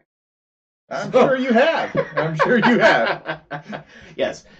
Maybe it's because I'm been drinking Yeah, a little bit. You just get But, more nervous. You haven't spent as much time in front of so- the camera as I have. But yes, we are getting better. Mhm. So the fact that there are a lot more of these Me Too issues is because we're finally shining the spotlight on it. You know, it's the same fucking thing of, well, there's an awful lot more autism diagnosis right now. Well, No kidding. big deal. That's Well, not we because noticed we it. have a lot more trend of autism. It's because we're identifying it now. Me Too is Me Too is I'm equating Me Too and autism. Wow, we're gonna see like some something about this asshole that once. No, people know we're good. Say cancer. The Yeah. reason we see more cancer is because people are living longer. The reason that we're actually Yes. getting to Me Too is Yes. because we've solved the problem of We haven't prevalently solved fucking the 9-year-olds. problem, but yes. But it's we're- not we're- acceptable to yes. openly do that and be a religious leader. Yes. Okay. Now you can do that behind closed So doors. let's talk maybe, about who when knows? that starts Yes. to be a problem, though. Yeah. When the Me Too conversation starts to be a problem. It's when we're not listening to everyone. Humanism. So here's the thing that I kind of think about with Mhm. the Me Too movement, and it's I would say it's got some radical values to it. on one end of it. Okay. Okay. I think Wouldn't you be a little radical if you had been oppressed in this way for a while? okay, so I'm going to unpack this in evolutionary terms. Okay. Okay. Men have a package that they have to deliver on almost a daily basis. Okay. Naturally. This is what we're supposed to do. We're supposed to spread our seed. This is what we do. Okay. Okay. I'm not sure I like the word choice, but keep going. Yeah, go on. Well, I mean, it's just in layman's terms. You know what I mean? Right, Like, right. I need people out there to understand what I'm saying too. Yeah. So, but we basically we're carrying around this package that we have this need to get rid of, and we mostly don't give a damn how we get rid of it, right? Some have a more well-rounded and defined way of getting rid of it, and some don't, like Muhammad, in the instance of child rape and stuff like that. Right? I mean, we can even go further on some of the. Is that the title of today's episode? Porn fanatics. Child rape and stuff like that? No. Sorry. No, but it's a very negative thing that exists in our world society. I would love to unpack this, but I'm afraid it would take so long to do justice. So if we don't unpack it well, people, forgive us. This is going to be a quick and dirty take, unfortunately. So, no pun intended. So I'm not sure how that would have been done, but go on. I think. Don't tell me. I'm not trying to make an excuse for disrespectful behavior. Okay. Okay. But it's like if you watch any sitcom from probably the 80s till today, every male character, almost every male, I would say probably, I don't know the numbers, but probably close to 80% of male characters are portrayed as dumbasses. Like they don't have that leader role in the family. I mean, you look at Homer Simpson, you look at, the guy from King of Queens, you look at Mike and Molly, you look at Roseanne and Dan. Well, I mean, we just, as men, have been portrayed as these ignorant pieces of shit for so long. You don't agree with that?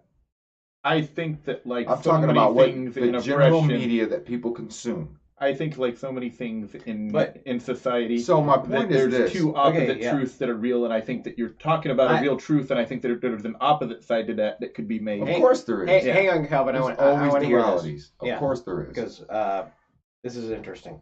Well, so the thing about it is, it's allowed this barbaric portrayal of what the male species is supposed to be, not only to females but to males themselves as well. Oh, I get where you're going. Okay. Yeah. And so it almost gives you permission to act in this ignorant, stupid behavior and be okay with it because you're a male. And that's kind of what the culture has been teaching us. That's a fascinating take. So, well, and me, my it's wife a fascinating and I, take, but it's bullshit. Sounds like bullshit, right? You pull no, for real. Pull up any TV show. Pull up any TV for show. Real. And show me where the male. Show me where the male is the intellectual on the show, and he's also the leader, the actual leader and decision maker of his home. Like isn't this just making up though for the 1950 John Wayne type character? That's the hero. No, I'm talking even Dick Van Dyke, man. I mean, look at the way those shows were done. Let's do Archie. The Genie. Archie Bunker. Yeah, Archie Bunker. I mean, what? Jesus Christ! What and the fuck are you talking about? If you watch Archie Bunker today, how are you going to view Archie Bunker as an ignorant, racist son of a bitch? No. Yeah, that's exactly how he gets portrayed in today's political correctness. Okay, yes, that is true that he is a ignorant racist son of a bitch. Okay, but my point was he's still an ignorant, so he's still portrayed. Go ahead. He's satire. He is a level. So is George Jefferson. Yeah. In the same capacity. Yeah. I'm not disagreeing with that. But I mean, what I'm saying is, I'm just trying to think. But there are a lot of female characters that are similar to Archie material. No. How smart did Archie Bunker play his role as a male in his home? How smart did he play that? But did he come off as smart to you? This Mennonite boy hasn't watched very much. Was he smart to you, other Okay, Mennonite boy. But All I'm saying, yeah, exactly. all I'm saying is we're portrayed as idiots to the masses. Okay, and then when you get men that go out and do, it not only gives them permission to act in asinine ways, right? But they also, you have to think, is coupled with this fact that they have this package they want to get rid of. Okay, so that allows it almost gives them permission to act in these obscene ways and disrespectful ways because they're idiots. I get the point you're trying to make. I've never thought about it, so I would have to take some time to unpack it. To even think if I it's not really much to think about, really. I mean, it's the fact that it's the way that men have been portrayed for so long, to society and the general masses. It's the way we've been marketed as a sex. Okay, and I'm not going to get into this whole I'm defending male position shit. But what I'm saying is there's a natural, there's an instinct. It's an instinct. Versus, If we didn't have that urge to go out and drop that package off, how well do you think humans would have I'm still progressed to stuck this point? pedantically on one word that you said. How well would Why do you keep FedEx using that word? Yeah. It's like 4 or 5 times that I'm pedantically. How well would FedEx work if they didn't want to deliver that package? Exactly. How well? I just think how would human progress? That's a great way. You're making my point for me, aren't you? No, I'm not. So, I guess what I'm saying is when the Me Too movement went kind of radical. Did right? you just say the meme too? No, the Me Too. That would be awesome, though, wouldn't it? Meme too. Meme Yeah. too. I'm sorry. Shut- Hashtag meme too. Yeah, my meme queen would love that. By the way, meme too. Anyways, you suddenly seen this pushback on what we have accepted as a way to develop male-female relationship.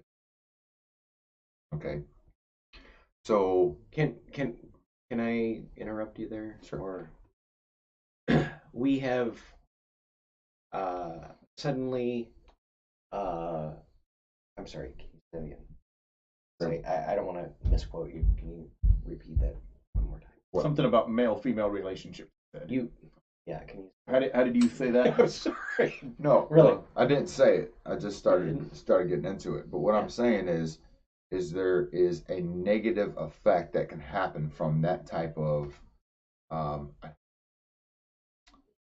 radicalized feminism. You know what I mean? Where it's like now a male can't even approach a female to develop the relationship to spread the gene without having the fear of being, publicly humiliated or losing their job or having some kind of negative social effect. You know what I mean? Because of the way that men approach women, how we've done it traditionally. I mean, there's a good way and a bad way. Don't get me wrong about saying that. And I think to play devil's advocate, what people would say is the traditional way sucks, and there's a new way that needs to be done. What's the new way, though? Well, they have. I know how I flirt with my wife, and I say very sexually driven stuff to her. Mm-hmm. You know what I mean? Yeah. And it's like, how can you go up to a woman and say, I find you sexually attractive, without crossing over this political correctness boundary? You can't. You can't. Right. So what that does effectively is it stunts the gene's ability to replicate. Can I help your argument here for just a second? No. Hang on. Yeah, go ahead. We have. Do you know the rules of approaching women and Me Too? 7 billion people in this fucked up world. That's better than it was before. But we've got we have a shit ton of people in this world. We don't need to worry about whether or not we need to have a lot more people reproducing. Fuck that shit. We need a lot less people reproducing. But that's not going to be the motive of the gene. It doesn't matter what we think, right? Somebody said it the other day. What we need is another good plague. Genes don't actually have. Yeah. That's terrible. I mean, I don't like that. I don't like it genes don't either. actually have any motivation. They just simply are. And that was no, and I'm actually going to disagree with you there too. That was the point where I can't abide without saying something. When you first started, you said that men are supposed to do X, Y, and Z because evolution. No. That's not what I said. Well, you used the term supposed to do. No. And it was Producer, something about dropping off. That the is what he package. said, though. But He it's just not. went- It's not. And I don't like saying that We're gonna be evolution makes us pedantic. supposed to I do said it. anything. That's an ought. And I hate oughts Yeah. from a natural position. No. No, that's not what I was saying. No, I know that's not what you meant. I just want to clarify your We're wording. just there. busting your balls, dude. That's fine. It's busting. I mean, that's what we're here for, right? But no, what I'm saying is even when men want to approach women in what they perceive as a respectful way, they're completely lost in confidence in it because there's no way to define that because you don't know how how the opposite sex is going to react. Now, If it's unwanted, you're going to have unwanted approach. right. Here's the thing I'm going to say about This is supposed to be about atheism, and we're talking about it is humanism. And here's the thing: is that we kind of define humanism as the golden rule. What would you want to have? Communicating. How would you want to be treated? And so, if you're saying, well, men don't know how to, approach women now. Boo fucking who? Oh wow. I'm sorry. Guys that are like alpha males are now. Well, not even alpha males. That's kind of constraining. Right, but I'm saying that these guys that are that are aggressive are now being shot down. Big fucking deal. I mean, these guys are. Well, I agree with you there. Are those the genes we want to replicate? I don't think so. I don't give a shit. About the genes that'll replicate are the genes that are successful. That's all. Yes. And you know what? I was actually really depressed and really that's worried. what we're talking about. No, hang on here, Sam. Successfulness of a gene. Here's but just a minute. I was really worried after some of the radical problems, and the radical problems I'm talking about are articles about bad dates, basically. That I will criticize. Yes. Okay. What Me Too got right, and I want to make this very clear, is humanism, and humanism is communicating what we want from each other. So Right. I do think that men can communicate to a woman in a way. Yes. Well, that's what I'm talking about with the Now, radical the people Me that Too. I don't mean the Me Too movement. Let me just say that. I'm not pushing back on what women's rights should be and how women should be. But the radical respect. problem that you're talking about is not a problem among working class people. It's not a problem in your neighborhood. It's a problem among elite people. And you know what? If their genes don't compete, because they'll I've be been replaced. in several situations in RV factories where sexual harassment charges were filed for very, very simple. Companies run on upper middle class rules. What's that? Companies run on upper middle class rules. Right. Yeah, exactly. Ali, our producer, is making an interesting point. What's the book that you want to reference here? Understanding Poverty by Ruby Payne. Say that nice and loud. Understanding Poverty by Ruby Payne. Read that book, but basically the hypothesis of the book is that companies and societies runs on upper middle class and rules. government. Okay, but we're talking about. And what I'm saying is the Me blue Too collar movement workers. is We're an talking upper about middle blue collar class. workers actively filing a sexual harassment Sure, case because against people... another blue collar worker. Right. Right. But that's And game who theory, was dude. not, in my opinion, disrespectful. Right. Sure. But under those terms, Right. under those blanket terms, Right. they are found to be guilty of that act. Yep. Yeah. But that's a perfectly. Last week it would have been a perfect. If she wanted that advance, she would have had seen that situation different. So there's an idea to unpack there. It's about unwanted advancements. Which the humanistic thing Yes. is, none of us want unwanted advancement. But you're gonna have them. Well, yes, but I mean, I don't think there's a woman out there that can say that they're not gonna have them. I guess what I'm wondering I've is advanced actually, on women that didn't. No. I'm saying What I'm I talking about actually is think if we're going to radicalized be Me Too. humanist, So when we you need have to drop gender and we need to talk about humans, not about gender. now, just because you made unwanted advances against another Human being. Person. yeah, Mm-hmm. I'm not classifying you the same as somebody who has sex with a 9-year-old. But Right. they're different times, and their morals back then were a little different. But now our We're not really morals, going to rationalize that, are we? no. Okay. I mean, kind of. I am. I'm not. You're I'm saying not- judging historical characters by present convention is always wrong, and Yes. I actually Always would agree wrong. with And that's that. the baby is cold outside conversation. too. Well, so in that sense, I'm wrong to jokingly say that Muhammad was a pedophile, because in his time maybe that wouldn't have been seen. You're not wrong to jokingly say it, because I mean, but if I was being jokes are overly jokes. serious, But yeah. Mhm. So we have to look at things culturally. We don't have That's to. what- We don't have to do shit. Goddamn, I'm a fucking libertarian. You do whatever the hell you feel comfortable with, and that's how we're gonna end it. Sorry. How much time do we have left anyway? Well, 20 Ryan, minutes. what's the Okay. libertarian solution? Because you seem There is none. no, but the libertarian solution in your mind for Me Too, because you seem to be taking Me Too even more seriously than Sam, which I find fascinating. So explain how that works, because I think I know where you're going with that. I take it seriously. Wait. Yeah. Because I take it very seriously. I've said in previous podcasts. And I'm not saying that to I diss grew you up at with all. 3 women. Mhm. You know what I mean? So I absolutely understand the value of respect for women. Mhm. Okay, We all do. absolutely understand that, and I treat my wife like gold. Mhm. So Yes. just so we're clear about that. But all I'm trying to talk about is this factor Mhm. that's going on here, Mhm. where men don't feel like Mhm. they can approach women like they could before. Even if it wasn't disrespectful, they suddenly have to question their I position. understand that. Yep.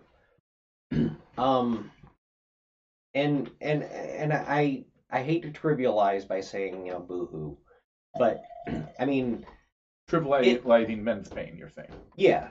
I mean, Mhm. so guys have a harder time because, well, now we're not quite sure how we're able to approach women.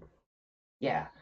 Us, geeky guys have been having trouble approaching women for a very long time. So, roughly fuck off. 400,000 years, or Okay, but however there's a long you've distinct been walking difference around. in what No. you're talking about and No. what's actually No, happening. there because- actually isn't. No, there there is. actually isn't. because there is. There is. Because you are publicly. Isn't. It's because you are publicly.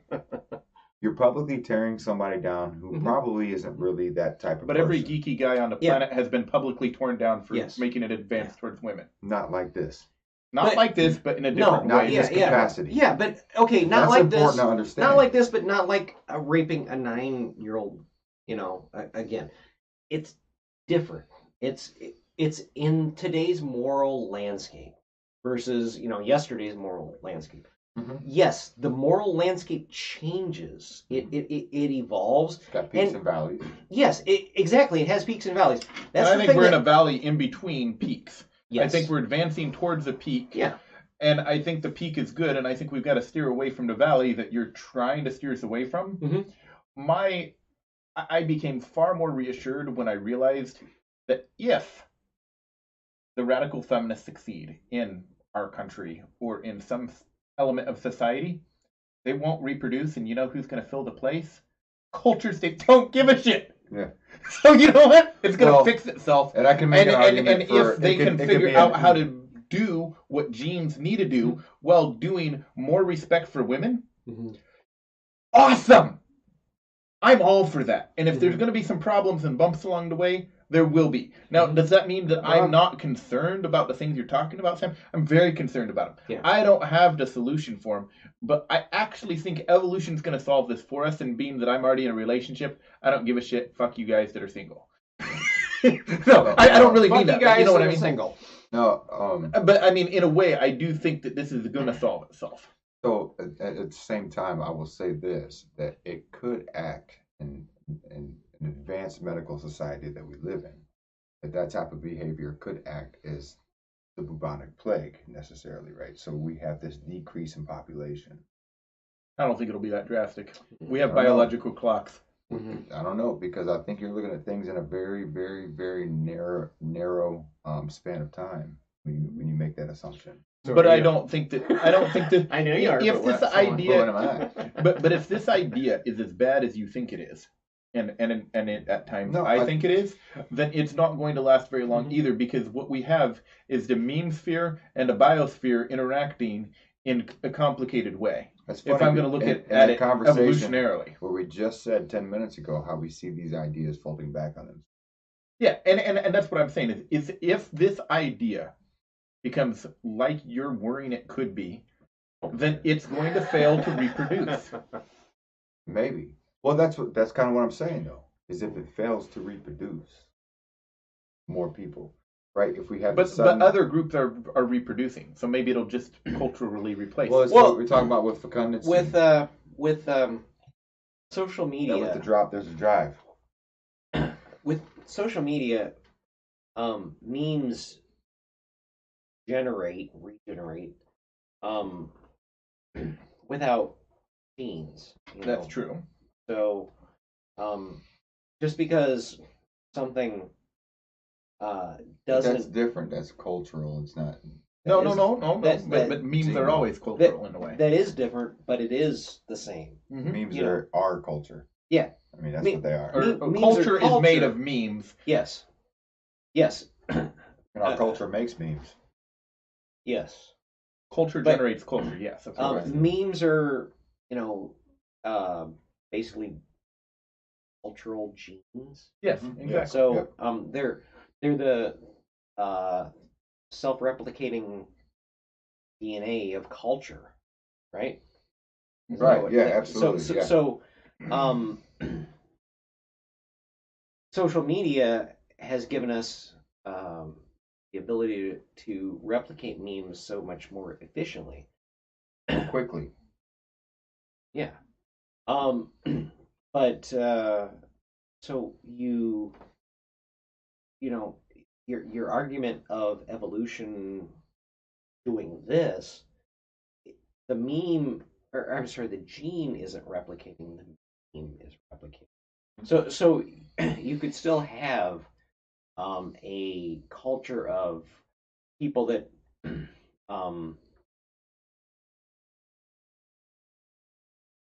interact with women differently, hopefully taking a much more consent-based approach, without having to have these genes replicated, as long as the memes are replicated. Okay, but what I'm saying is, you said at a point of consent. Yes. How does one get that consent? That's an Operating excellent on the question. memes Yep.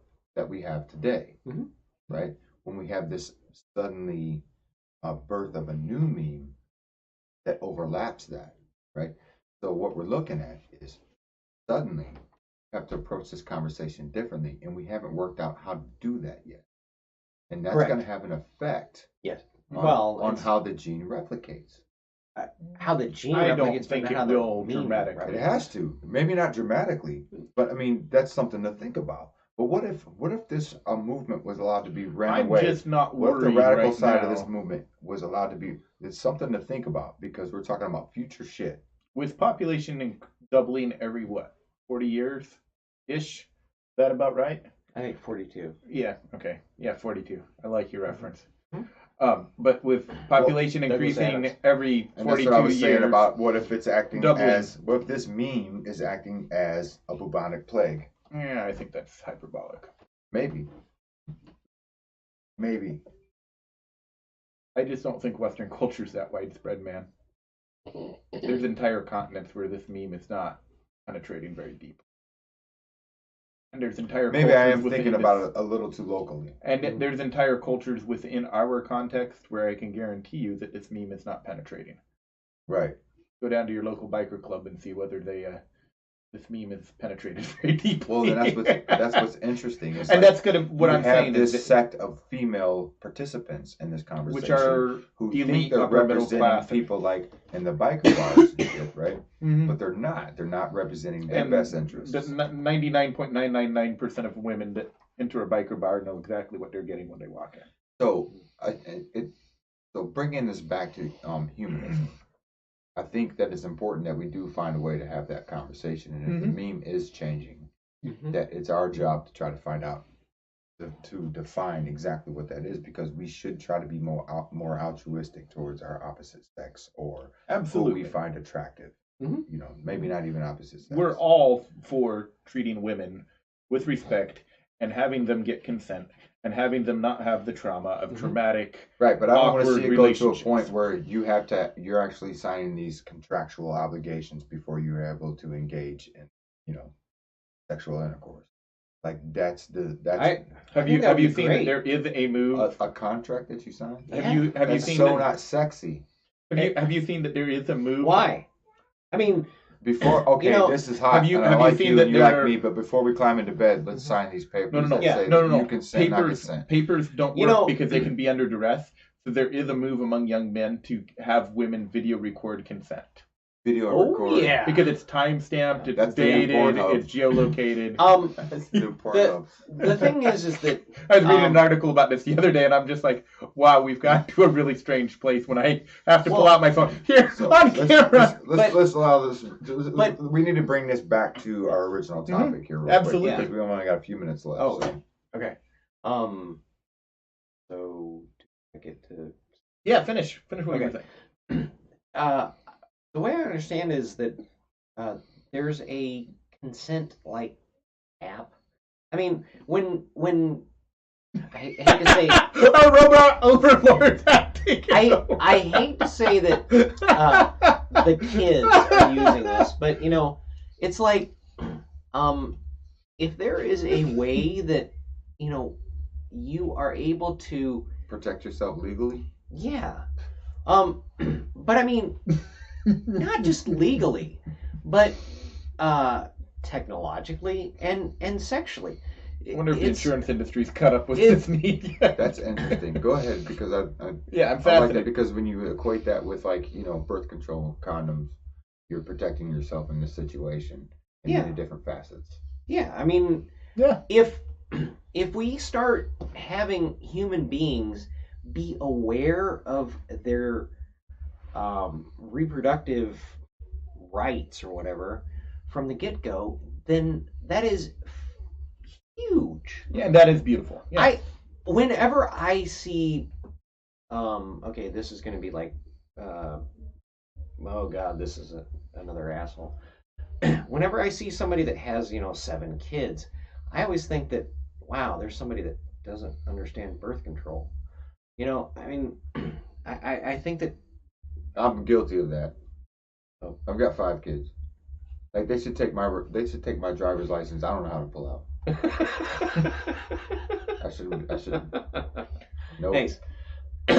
But if you guys are entering this with the understanding that, okay, yeah, this is an encounter that's going to involve a potential STD, a potential pregnancy, a potential, and you're No, it is a serious taking- encounter. absolutely. Yeah, I agree. I mean, And the But strange there's a- thing but there's- is but that But we gain the there's a motivation natural- for and this I'm really before our sorry that brains it's are not developed. sexy. That it's that getting consent isn't sexy and stuff. What like what that, I do but, find troubling here, though, Ryan, is that we gain the motivation to Yeah. engage in these behaviors Mhm.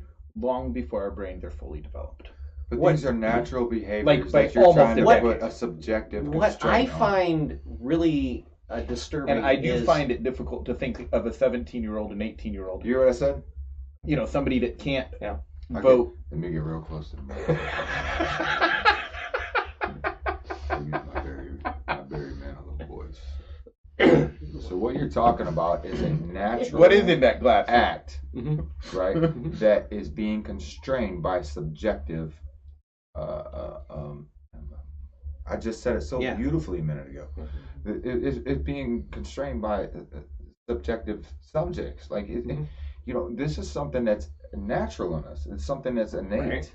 You know, Right. not rape. So You know what I mean? rape's natural. But like we as we continue. Holy shit! That's You just said that on. oh my god! You just said it. But you're actually making an interesting point. Yeah. I don't know if you want to make the point after you made the 9-year-old point, but go ahead. No, let's not talk about rape. Yeah, So, yeah. let's stay away from And just before we move off of this, because I know we need to, Mhm. I want to point out the obvious that we all know here. Mhm. Looking at the screen, I see dude, dude, dude. Well, that's what We're I'm all aware talking of about. this. That's We're what all I'm trying aware to- that that's we're fine. 3 dudes, we're 3 white dudes, we're having a conversation, and that obviously we know that's coming from our perspective. Yes. Right. And that's So why I I'm just trying want to stick the acknowledge male that in perspective. a very, I mean, I know that's going to be the first thing some people are going to say listening to some Well, of the they can things say that. whatever they want. I don't give Yeah. a shit. No, I don't either. So- But I'm just saying acknowledging where we're coming from is worth doing at times. Mhm. Okay, and that's why I'm trying to stick to the male perspective of this. Right, I'm not defending necessarily anybody who approaches a sexual situation aggressively. Mhm. Right, I'm not defending that.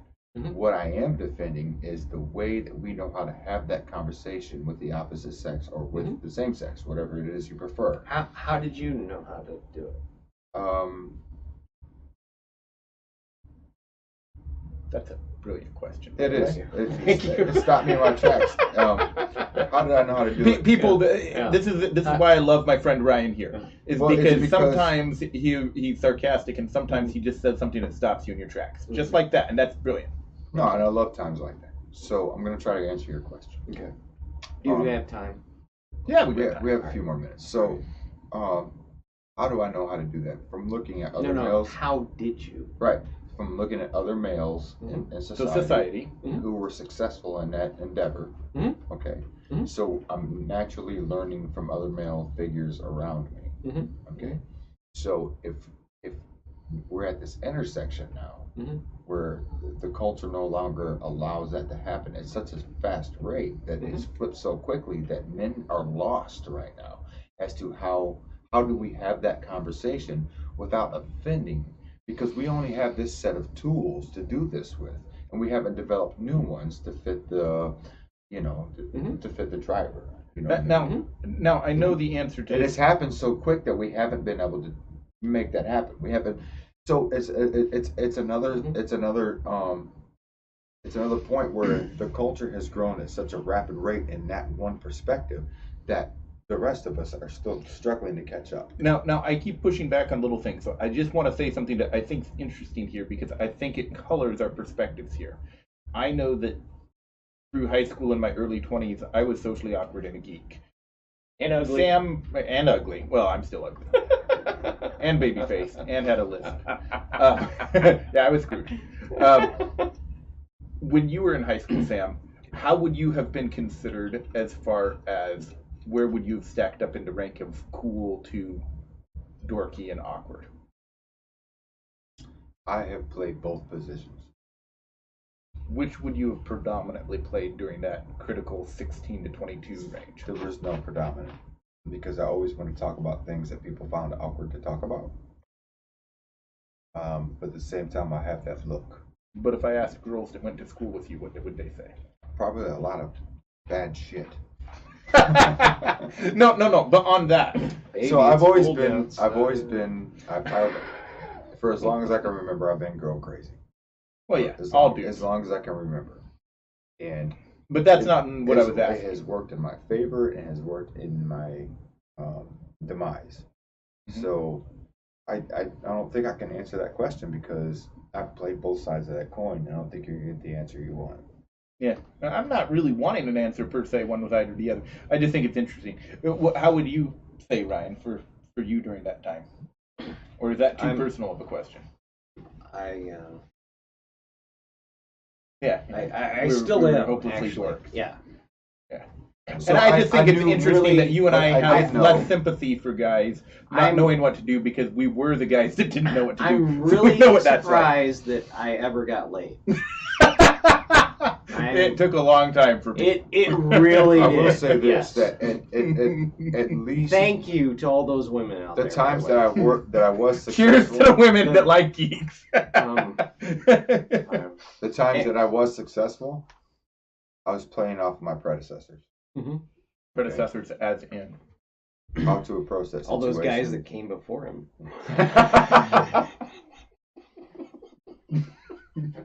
Oh, That was beautiful. Thank you. But yeah, so I was playing off of the previous examples that I had, and we don't have that privilege anymore. Yeah. You know what I mean? So What? But I think it's important that so I think it's important that we are looking at these things and trying to evaluate them in a humanistic way. Mm-hmm. Okay, and I support that fully. And I think the more that we move away from old and archaic ideas, the better off we are. We've seen that throughout history. We know that human progress has gotten significantly better since the Enlightenment, the long 18th century, the Age of Reason. Mm-hmm. We know that we're moving in the right direction, and I don't wish to push back on what's happening. But what I'm saying is we need to really look at what's going on, because we've been warned by intellectuals very, very recently that if we don't pay attention to what's going on, we're going to lose our path and end up on some tangent that's unproductive and not in the favor of human progress. Mm-hmm. So that's why it's important that guys like us sit down and have these conversations. And I'm actually not worried about human progress. I think human progress is going to be fine. Fuck humans. I'm worried. Well, you can say about that. No. Sorry. I'm worried about progress in America. Humans are going to be fine. Wow. If America fails, the Chinese will replace us, or somebody will. Yeah, that's Human progress goes on. Yeah. When the Persians fucked up, the Greeks took over. The Greeks fucked up, the Romans took over. When the Romans fucked up, the Gauls took over. It depends on the When fall the of Gauls- the forefront culture. And what but what I'm saying is that culture what we're fails, really fighting for here is for our culture to continue to work. Yeah. Which I think is very important. The thing But that, I'm saying that humans are going to be fine even if our culture doesn't. Yeah. The thing that I think that I kind of object to you saying is that evolution says this, evolution says that. Evolution doesn't really say anything. It makes predictions and fairly reliable predictions, I would say. correct. But it doesn't say this is what is going to happen. No. I'm not making that claim at all. What I'm saying, Well, all I'm referring but I to agree is with you, the Ryan. engine, behind evolution, the engine behind the selfish gene. Mhm. That's what I'm kind of thinking in terms of. I just think Ryan's coming from the perspective of Sam that certain words, when used into context of evolution, are loaded. And even if you mean them the right way, people can hear them the wrong way. I don't give a shit about them people. And this is why we love you. Yeah. I mean, Yeah. look, if you know, look, I do, because I want to communicate But, yeah. clearly, and there's a certain scientific language that when you use it, you stay more safe. And I'm very bad at it, and so I'm just another monkey. I don't think I am. And I think if you are willing to take what I'm saying and twist it in a way to try to misunderstand what I'm saying, then that's your own damn fault. I got nothing to do with that. You mutated what I'm trying to say and made it fit your narrative. Okay? And I'm sorry that like the whole world doesn't know me personally as a guy, but guarantee you look at my background and you know I mean well. Well, okay. That's the thing, is that we do. But, I mean, what you say matters. Well, yeah, absolutely. And so I'm saying that I don't like and it's not just you, but I mean, people will say, well, evolution says this, evolution says that. Evolution doesn't say that this is going to happen. It makes certain predictions, and those predictions are usually pretty good. And when they fail for interesting reasons. Okay, just for a disclaimer, I don't think I said once that evolution says, right? But what we see evolution being and how it acts. I think we just both got caught up on the supposed to do term. Yeah, probably. Yeah. And not because we disagree necessarily with what you were saying. I don't remember the whole object of what you were saying there. Right. But just because whenever To be I fair, hear neither do those I. words, whenever I hear the words, according to evolution, we're supposed to do X, I immediately, like, it's like a porcupine. It's not My tines we. go straight It's up. what the gene wants. It's what the gene wants to do. But can I reference our hero Brett Weinstein, or one of our heroes, shared heroes, I think. Mm-hmm. But he always says once you figure out what evolution says you're supposed to do, you're going to be pissed off. And I'm paraphrasing badly here, but pissed off and figure out that now you need to change that game because it's a boring game and it's a dumb That's game. exactly what I've been saying, though. So that's kind of where whenever somebody says, according to evolution, blah, blah, blah, I'm like, well, evolution's a really boring game to play for people as smart as us. Shit, that's a fascinating game to play. That would be a really cool. Whoever can board have the game. most kids What do you wins. think? Evolution. Evolution, the board game. Hell yeah. We should develop that. Yes. You know what? We're not doing this podcast no more. We're gonna make a game. Dude, Genghis Khan has you beat. TM. You may lose your driver's license, but Genghis Khan has you beat on winning the evolution game. I don't think he won the Okay. evolution. Yep, he does. Yeah. So, Sorry, that took a minute. okay, I'm not gonna unpack the Genghis Khan thing. I was gonna say, I think people get that reference. It's a wide enough reference. Right. If you don't, look it up. Mhm. Third of Asia is descended from Genghis Khan. Yeah. That's actually real. So, About 2 billion people right now. you were saying in those times, everybody had a little. A little bit. Whether they wanted to or not. Rape is natural. No. Sorry. Why did you go back to that? I was just about ready to hand it off to Sam and say, well, we've had enough fun for one night. And then there you go. Come on. Nobody. Oh, okay. Our producer is making like gun to the head moves sorry. in the corner. Sorry. The only female in the room is like, Can we edit that out? Nope. no. And it's live on Facebook. Yeah, So we, it's don't, on the Oh, internet. we don't edit. Oh, What, jeez. like I said in the beginning, what you say, you're stuck with. Yeah, it's okay. So, I guess we kind of got off subject tonight. Yes. Yeah, maybe. But that's okay because, when ideas come up, sometimes we don't expect them to come up and we start to unpack them, and it's important that we do. Mhm. So, before we get out of here tonight, there's a couple things that I kind of want to address about our podcast, actually. Mhm. Is I've had some people say, and I don't mean to leave you out of this, right? Oh, no. Stick with us here. Yeah. Okay.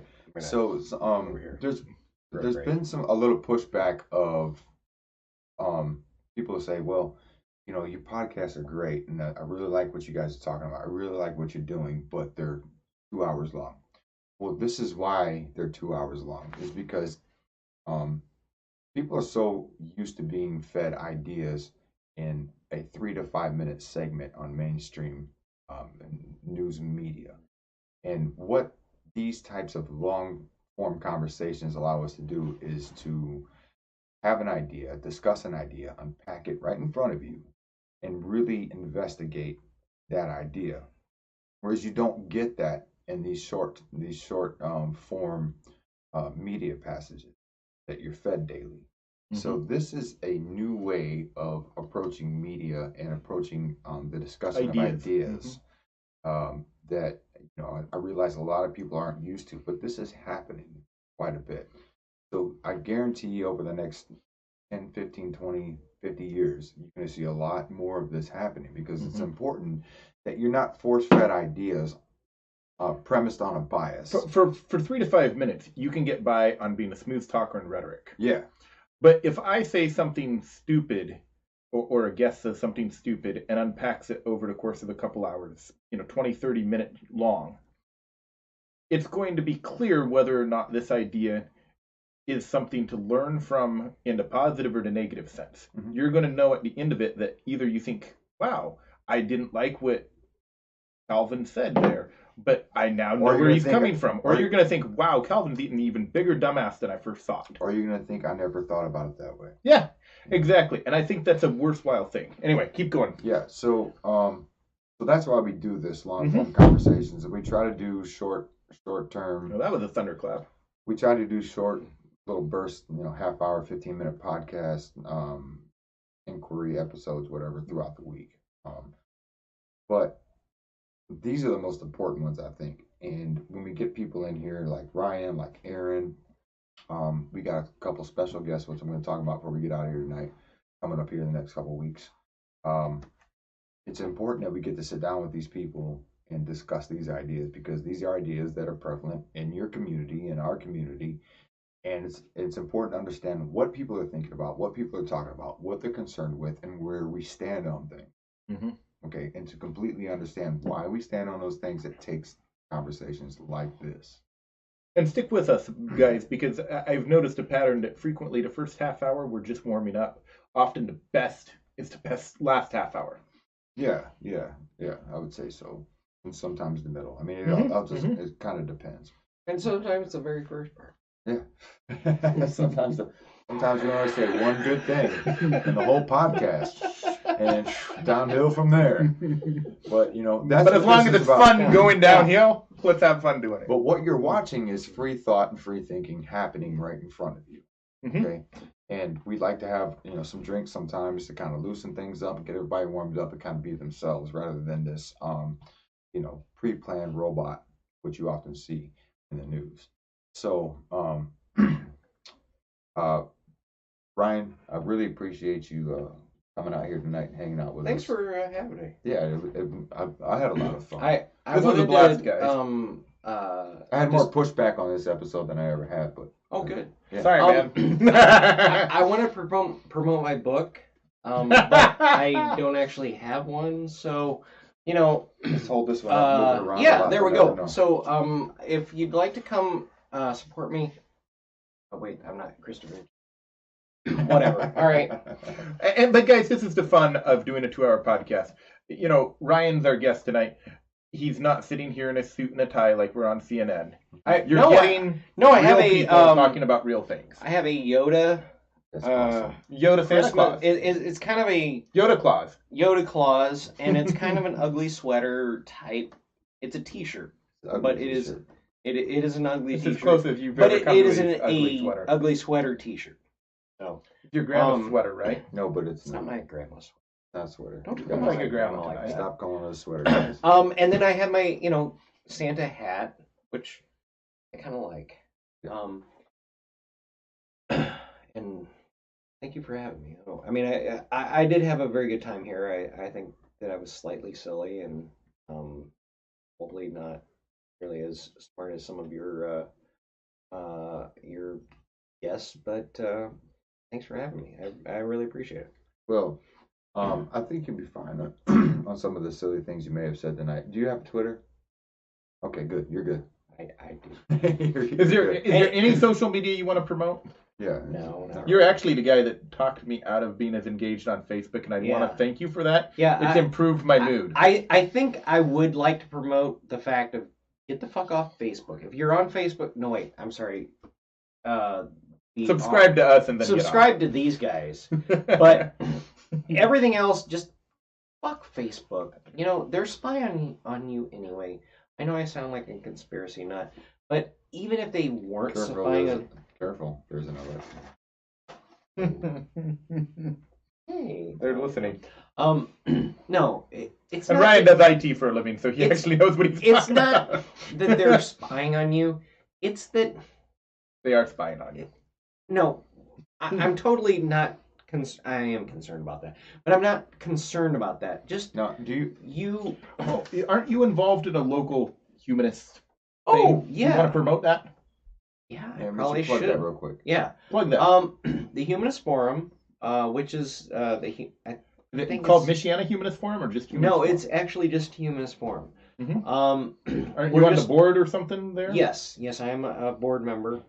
Not like that I'm not interested. I'm actually a board, BOR08, whatever.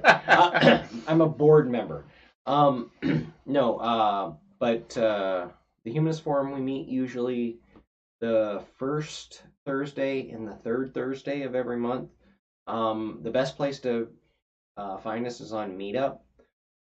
We also do have a Facebook page, but as I've said, you should probably be off Facebook, other than to, And if you want to find them and can't find them, put a comment on the video and we'll get you in touch. Oh, okay. Yeah, great. Well, if you just send me a link and I'll post it in the description. Absolutely. Great. Let's do Great. that. Thank you. Yeah. Mm-hmm. Yeah.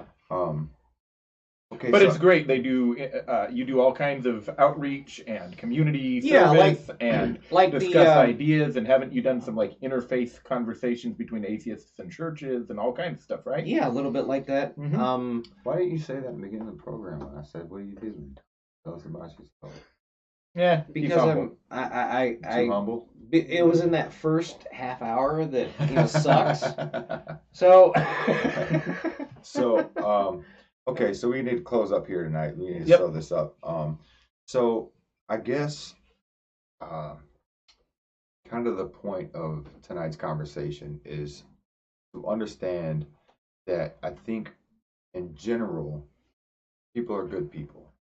Mhm. And we should promote these humanistic ideas because it's not necessarily about what religion you belong to, but it's more about having compassion for your fellow human being, for wanting the same thing for them as they want for you, right? And I think we all want that. Especially this time of the year, we're always talking about peace in the world peace, um, goodwill towards men, and that is the basis of the humanistic value. And I think it's important that we recognize that above anything else, because at the end of the day, all we have is each other, right? We're here, even if you have a supernatural power you believe in, right? We're here, we're in the now, and we're a part of each other's reality. We're objects and subjects at the same time. So it's important to understand that the way you act towards other people is going to have an effect on your community. So it's important to be good people because nice always matters. And Right? don't sexually harass each other. So, if you like what you've seen here today, if you like some of the other episodes you've seen on our YouTube channel or whatever, go ahead and click that subscribe button. Okay, you can find us on Facebook at Out of the Armchair Podcast. You can find us on Instagram, Out of the Armchair Podcast, all one word, or on Twitter at Of Armchair, which is all featured right here, right there at the bottom of the screen there. So thanks for joining us tonight. And I need to plug our next couple episodes a little bit. Yeah. Plug our next couple So episodes. we have a couple interesting episodes coming up. Where on we actually have a guy who is very brilliant and who's very knowledgeable in politics, political sciences. Local Democratic activist, right? I'm not going to say Democratic, Hmm. because we have a guy Local activist. who has chosen our podcast to come on and announce his candidacy for a public office. That's right. Mm-hmm. And I think he's a very, very good candidate. I can't tell you who he is. It's going to be a big surprise. But it's important that you guys tune in to see who that is, because it's absolutely going to affect your local politics. Bernie Sanders. It's okay. Yeah, Bernie Sanders is coming out of the armchair. Out of the armchair is going to get big. And also, and I'll shoot another promo for that. Because I think that's going to be a huge thing for people to look at. With a lot of these local seats opening, probably going to want to know who your candidates are. We've got 2 mayor seats in the local region that are going to be wide open fields. Chief of police seat. City council seats are opening up. South Bend City Mayor, Elkhart City Mayor, right? Position, though, is it? Am I correct about Elkhart City Mayor too? Yeah. Oh, that's Unfortunately, right. Mayor Yeah. Nisa is stepping down. And Mayor Pete, that's I think beloved by a lot of us. Yeah. Nice too. Nisa's been, I think he's been an awesome force in the Elkhart community. Then I think it's got to be the 31st. We actually have an interview set up with Sheriff Brad Rogers, who's a good friend of mine. We've worked together quite a bit in the community, and he's exiting his political position, his office at that day. As a matter of fact, this is his last day on the job. Do we have it nailed down that it's going to happen on the 31st? Yes, it's going to happen on the 31st. Awesome! Oh, wow. I can't wait. So we get to sit down with him and kind of talk about his experience as a sheriff. His idea of what in his term being a peace officer is about. Brad Rogers has been a great leader in our community, been a great example of what a community leader should be, and he's been very willing to have these types of conversations with people throughout his career. And I think that's something that's very important that backs up the idea of democracy and completely plays into what his political position is and how effective it was on the community. So really great guy. And I'm really excited about that and the one that we talked about previously with the surprise guest. Excuse me. So we're looking forward to both of those interviews, and I hope you guys are with us to catch it because it's going to be really interesting. So without further ado, I guess I will see you later. Bye. Peace. Be nice to each other.